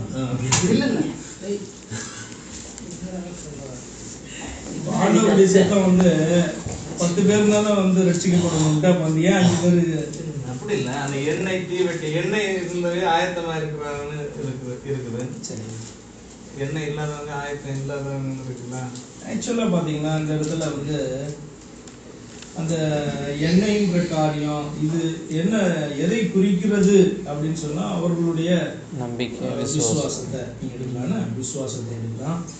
அடுத்தது தேவ ஆவியானவர் அவர்களோடு கூட இருக்கிறத எடுக்கலாம். அப்ப அந்த இன்னொரு 5 குரூப் நீங்க எப்படிதான் எடுப்பீங்க? நடுவில் ஆவியானவர் போயிட்டாருன்னு எடுப்பீங்களா, இல்ல ஆரம்பத்துல இருந்து இல்லைன்னு எடுப்பீங்களா? ஏன்னா இந்த காரியம் வந்து பாத்தீங்கன்னா வேதம் வந்து சொல்லுது இது வந்து சீல் அப்படின்னு சொல்லிட்டு, பரிசுத்த ஆவியானவர் வந்து நம்மளை வந்து சீல் பண்ணியிருக்கிறாரு. அப்ப கடைசி நாள்ல ஆண்டவர் வரும்பொழுது நீங்கள் ரட்சிப்புக்கு என்று முத்திரையாக பெற்ற பரிசுத்த ஆவியானவர் வேதம் சொல்லுதுல. அப்ப நமக்கு எல்லாருக்கும் ஒரு முத்திரையை வந்து என்ன பண்ணிருக்கா, ஆண்டவர் கொடுத்திருக்கிறாரு. ஆனா அந்த கூட்டத்திலே இருக்க ஒரு 5 பேருக்கு முத்திரையே இல்லை அப்படி நீங்க எடுங்க. அப்ப பாத்தீங்கன்னா அந்த கடைசியில் அவர் வருகிற போது முத்திரையை பெற்றுக்கொள்ளலாம் அப்படின்றா முடியுமா? கிடையாது, முடியாது. அந்த ஊமையினுடைய அர்த்தம் வந்து அதுதான். என்ன அப்படி சொன்னா, அந்த 5 பேர் ஆயத்தமா இருந்தாங்கன்னா 5 பேர் ஆண்டவர் மேல விசுவாசத்தை வைத்தவர்கள், சீல் பண்ணப்பட்டவர்கள், முத்திரையை பெற்றவர்கள் அந்த 5 பேர். மற்ற 5 பேர் பாத்தீங்க அப்படின்னு சொன்னா முத்திரையை பெற்றுக்கொள்றதுக்கு என்ன பண்றாங்க, அதுக்கப்புறம் ட்ரை பண்றாங்க. போய் கடையில கிடைக்குமா, இங்க கிடைக்குமா, அங்க கிடைக்குமா, என்ன கிடைக்க போறீங்க இல்லையா? அது வந்து ஜஸ்ட் ஓமை. அதற்கப்புறம் பெற்றுக்கொள்ள முயற்சிக்கிற ஒரு காரியம், அது வந்து நடக்காது. இதுதான் அதனுடைய அர்த்தம். விசுவாசம் எடுத்துக்கோங்க, தேவ ஆவியானவர்னு எடுத்துக்கோங்க. அதுதான் அந்த ஆயத்தத்தை குறிக்கிறதான காரியம். அப்ப நம்ம வந்து எப்பயுமே ஆயத்தமா இருக்கிறோன்றது அதுதான். நமக்கு எப்பயுமே அந்த விசுவாசம் உண்டு. ஆண்டவர் இப்போ வந்தாலும் சரி, நம்ம தூங்கிட்டு இருக்கும் வந்தாலும் சரி, நம்ம எடுத்துக்கொள்ளப்படுவோன்றது நம்முடைய விசுவாசம் இல்லையா? 20வது வசனம் தீர்க்க தரிசனங்களை அர்த்தமா என்ன தவறா திரும்போது நம்ம அர்த்தமா நினைக்காம இங்க பாருங்க, இது வந்து உங்களுக்கு கொடுக்கப்பட்டதான ஒரு காரியம். இப்ப நீங்க வந்து தீர்க்க தரிசனம் உங்களுக்கு வரும்போது சிலர் பாத்தீங்கன்னா ஃபீல் பண்ணுவாங்க, இது எனக்கு தான் சொல்றாங்க அப்படின்ற மாதிரி என்ன பண்ணுவாங்க. இல்ல பொதுவா சொல்றது வந்து இப்ப எனக்கு சொல்றதை நான் சொல்ல வரேன். இப்ப பொதுவா சொல்லும் போது அது வந்து ஒரு பெரிய விஷயமா எடுக்கலாம், நோ ப்ராப்ளம். ஏன்னா சில தீர்க்க தரிசனம் ரொம்ப ஸ்பெசிஃபிக்கா இருக்கும். நம்ம என்ன இந்த நான் அப்பமா என்ன கூடாதுன்னு இல்லையா, நம்ம அதை வந்து இவர் என்ன தீர்க்க தரிசனம் பேசிருக்காரு, இப்படி பேசுனது இப்படி நடக்குது, இப்படி பேசினா இப்படி நடக்குது, நம்ம அதை வந்து ஒரு நெக்லெக்ட் பண்ணி பேசுறோம். அப்படி பேசலாமா அப்படின்னு அந்த மாதிரி அர்த்தம் கிடையாது. இப்ப நீங்க வந்து பாத்தீங்கன்னா ஒருத்தர் வந்து பாத்தீங்கன்னா தான் தீர்க்க தரிசனம் கொடுக்கணும், தான் தீர்க்க தரிசனம் நினைச்சிட்டு இருக்கலாம், ஆனா தீர்க்க தரிசியாவே இருக்க மாட்டாரு. அப்ப அவர் வந்து நீங்க என்ன பண்ணக்கூடாது, அந்த தீர்க்க தரிசின்ற லிஸ்ட்ல அவர் என்ன பண்றாரு, நீங்க வைக்காதீங்க அவ்வளவுதான். மற்றபடி நீங்க வந்து ஒருத்தர் குறிச்சு ஒருத்தர் பேசிட்டு இருக்கிறதுல என்ன இருக்கு, நிறைய பேரை வழிவிலக பண்றாருன்னா நீங்க அவரை எக்ஸ்போஸ் கூட பண்ணலாம். ஆக்சுவலா அவ்வளவுதான் நீங்க பண்ணவே முடியும். அதுக்கு மேல நீங்க ஒண்ணும் பண்ண முடியாது. இப்படிதான் சுட்டி காண்பிக்கலாம். மற்றவங்கள்ட்ட நீங்க என்ன பண்ணலாம், இந்த காரியங்கள் சரியா இல்லை, தொடர்ந்து சரியா இல்லை அப்படின்னு நீங்க என்ன பண்ணலாம். ஆனா வசனத்தின் அடிப்படையில, ஆனா நீங்க பேசுறது வந்து நீங்க வந்து வசனத்துல ஸ்ட்ராங்கா இருக்கணும். வசனத்தின் அடிப்படையில நீங்க இந்த காரியத்தை சொல்லணும். சும்மா ஒருத்தர் நீங்க என்ன பண்ண முடியாது, ஜட்ஜ் பண்ண முடியாது. கொரிந்தியர்ல நம்ம பார்க்கணும்ல, நீங்க என்ன பண்ணுங்க, நிதானித்து பாருங்கள் அப்படின்னு சொல்லி இருக்கு வசனம். அவரா சொல்றாங்கன்னு எப்படி தரிசனத்துக்கு அதுல குவாலிட்டிஸ் தீர்க்க தரிசனத்துக்கா தரிசிகளுக்கா? தரிசனம் ஒரு தீர்க்க தரிசனம் சொல்றாங்க. ஆக்சுவலா பாத்தீங்கன்னா இப்போ பழைய ஏற்பாட்டினுடைய தீர்க்க தரிசனங்களுக்கும் புதிய ஏற்பாட்டினுடைய தீர்க்க தரிசனம், ஏன்னா புதிய ஏற்பாட்டுக்குள்ள என்ன தெரியுமா பிரச்சனை, பழைய ஏற்பாட்டில் வந்து தீர்க்க தரிசிகள் காணப்பட்டாங்க. புதிய ஏற்பாட்டுக்குள்ள வரும்போது சபையில தீர்க்க தரிசிகள் உண்டு. ஆனா அந்த தீர்க்க தரிசன வரம் வந்து எல்லாருக்குமே பாத்தீங்கன்னா கிரியை பண்ண முடியும், யாருக்கு வேணாலும் கிரியை பண்ண முடியும். ஏன்னா தேவாவியான நம்மோட கூட இருக்கிறபடினால எப்ப வேணா தீர்க்க தரிசனம் வரும், எல்லாருக்குமே கிரியை பண்ண முடியும். ஆனா தீர்க்க தரிசி அப்படின்னு இப்பயும் உண்டு.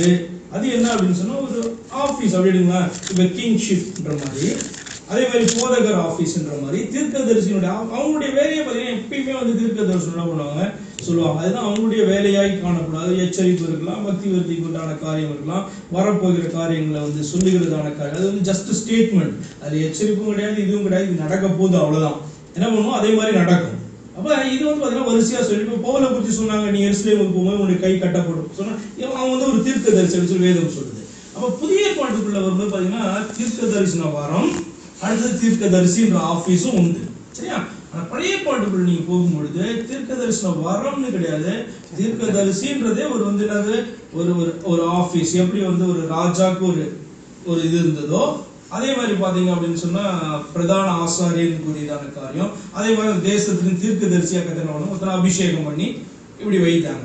இதுதான் வந்து பாத்தீங்கன்னா அவங்களுடைய காரியமா இருக்கு. அப்ப அவங்க வந்து தேவன் இடத்துல இருந்து வார்த்தையை பெற்று என்ன பண்ணாங்க, மவுத் பீஸா என்ன பண்ணாங்க, அவங்க செயல்பட்டாங்க பழைய ஏற்பாட்டு நாட்டில். அப்ப ராஜாவுக்கு வந்து சொல்றதும் அவங்கதான், அந்த தேசத்துக்கு வந்து அறிவிக்கிறதும் பாத்தீங்கன்னா அவங்களதான் இறங்குறாங்க. இன்னைக்கும் சபையினுடைய தீர்க்க தரிசனம் பாத்தீங்கன்னா அந்த சபையினுடைய விசுவாசிகளுக்கு என்ன பண்ணுவாங்க, தீர்க்க தரிசனத்தை உரைப்பாங்க. மற்றபடி விசுவாசியா காணப்படுறவங்க எப்ப வேணா இந்த வரங்கள் கிரியேட் பண்ணலாம். அப்ப கர்த்தர் யார்கிட்டயாவது ஏதாவது சொல்ற காரியங்கள் என்ன பண்ணுவாங்க, ஆலோசனையா அவங்க அதை சொல்லுவாங்க. குவாலிட்டி அப்படின்னு பாத்தீங்கன்னா சொல்றது நடக்கணும், அவ்வளவுதான். சொல்றது நடக்கல அப்படின்னு சொன்னா ஒண்ணு வந்து வேற காரியம். ஃபியூச்சரா ஒரு ப்ரெடிக்ஷன்ஸ் மாதிரி தானே. ஓகே, இதை குறித்து நான் சொல்லிட்டேன். இப்ப தீர்க்க தரிசனால அதனுடைய மீனிங் என்ன அப்படின்னு சொன்னா, இப்ப தரிசனம் அப்படின்னா நம்ம பார்க்கிறோம். அப்ப தீர்க்க தரிசனம்னா தீர்க்கமான ஒரு காரியத்தை தரிசனமா அவங்க என்ன பண்றது, பிக்சரா பாக்குறது, அல்லது உள்ள கர்த்தர் பேசுகிறதான ஒரு காரியம். எதுவாக இருந்தாலும் சேம் தான். ஒன்று வார்த்தையால பேசுகிறது, இன்னொன்று பார்த்தீங்கன்னா அவங்கள்ட்ட ஒரு விஷனா காமிச்சாருனாலும் அதை என்ன பண்ணுவாங்க, இன்டர்பிரட் பண்ணி சொல்லுவாங்க. அது சம்டைம்ஸ் ராங்கா கூட இருக்கும். ஏன்னா பிக்சர் போது இன்டர்பிரிட்டேஷன்ல வந்து ராங்கா இருக்கும். கர்த்தர் காண்பிக்கிறது ஒன்றா இருக்கும், அவங்க பார்த்துட்டு அதோடைய மீனிங் இதுன்னு சொல்றது வித்தியாசமாக காணப்படலாம், அதுல தவறு ஏற்படலாம்.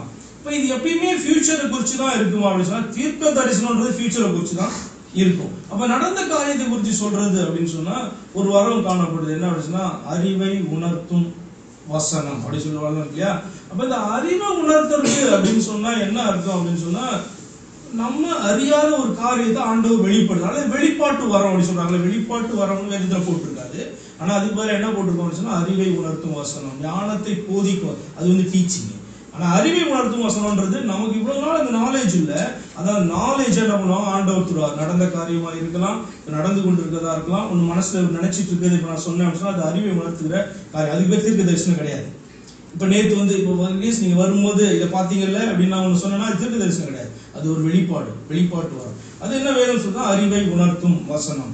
அந்த வரம் வந்து இருந்துச்சு அப்படின்னு சொன்னா கத்து என்ன பண்ணுவாங்க, சில காரியங்களை வெளிப்படுத்தி காண்பிப்பாங்க. அதை வந்து நம்ம சொல்லுவோம். அது வந்து தீர்க்க தரிசனம் கிடையாது. ஆனா இப்ப நம்ம எல்லாத்துக்கும் பேர் என்ன பண்றோம், தீர்க்க தரிசனம் தான் சொல்றோம். தப்பு கிடையாது, பெரிய இது கிடையாது. அதனால அது பெரிய தவறு அப்படின்னு சொல்ல முடியாது. ஆனா நடந்ததை சொல்றது நிச்சயமா தீர்க்க தரிசனம் கிடையாது. தீர்க்க தரிசனம் இன்னொன்று, தீர்க்க தரிசனம்ன்றதே ஆக்சுவலா பாத்தீங்கன்னா அது இயேசு கிறிஸ்துவை குறித்து. அதே மாதிரி அந்த பழைய ஏற்பாடு காரியமா இருக்குல்ல, அது முழுசுமா போக்கஸே இயேசு கிறிஸ்துவை குறித்து தான். பழைய ஏற்பாட்டுடைய தீர்க்க தரிசனம் முழுசுமே, ஆகமங்களும் சரி தீர்க்க தரிசனம் புத்தகங்களும் இயேசுவை தான் என்ன பண்ணும், போக்கஸ் பண்ணும். அப்ப இயேசு கிறிஸ்து வந்துட்டாரு. அதுக்கப்புறம் பாத்தீங்கன்னா இப்ப பரிசுத்தாவியா நம்மோடு கூட பரிசுத்தாவியா அது பிரிவு பண்ணிட்டு இருக்கிறாரு அப்படின்னு சொன்னா, இப்ப நம்ம வந்து மெயினா நம்ம நடத்துகிறதுக்கு தான். மெயினா இப்ப கர்த்தருக்குள்ள எப்படி பிரியமாய் நடக்கணும், அது நமக்குள்ள இருந்து இப்ப அவர் செய்கிறார்.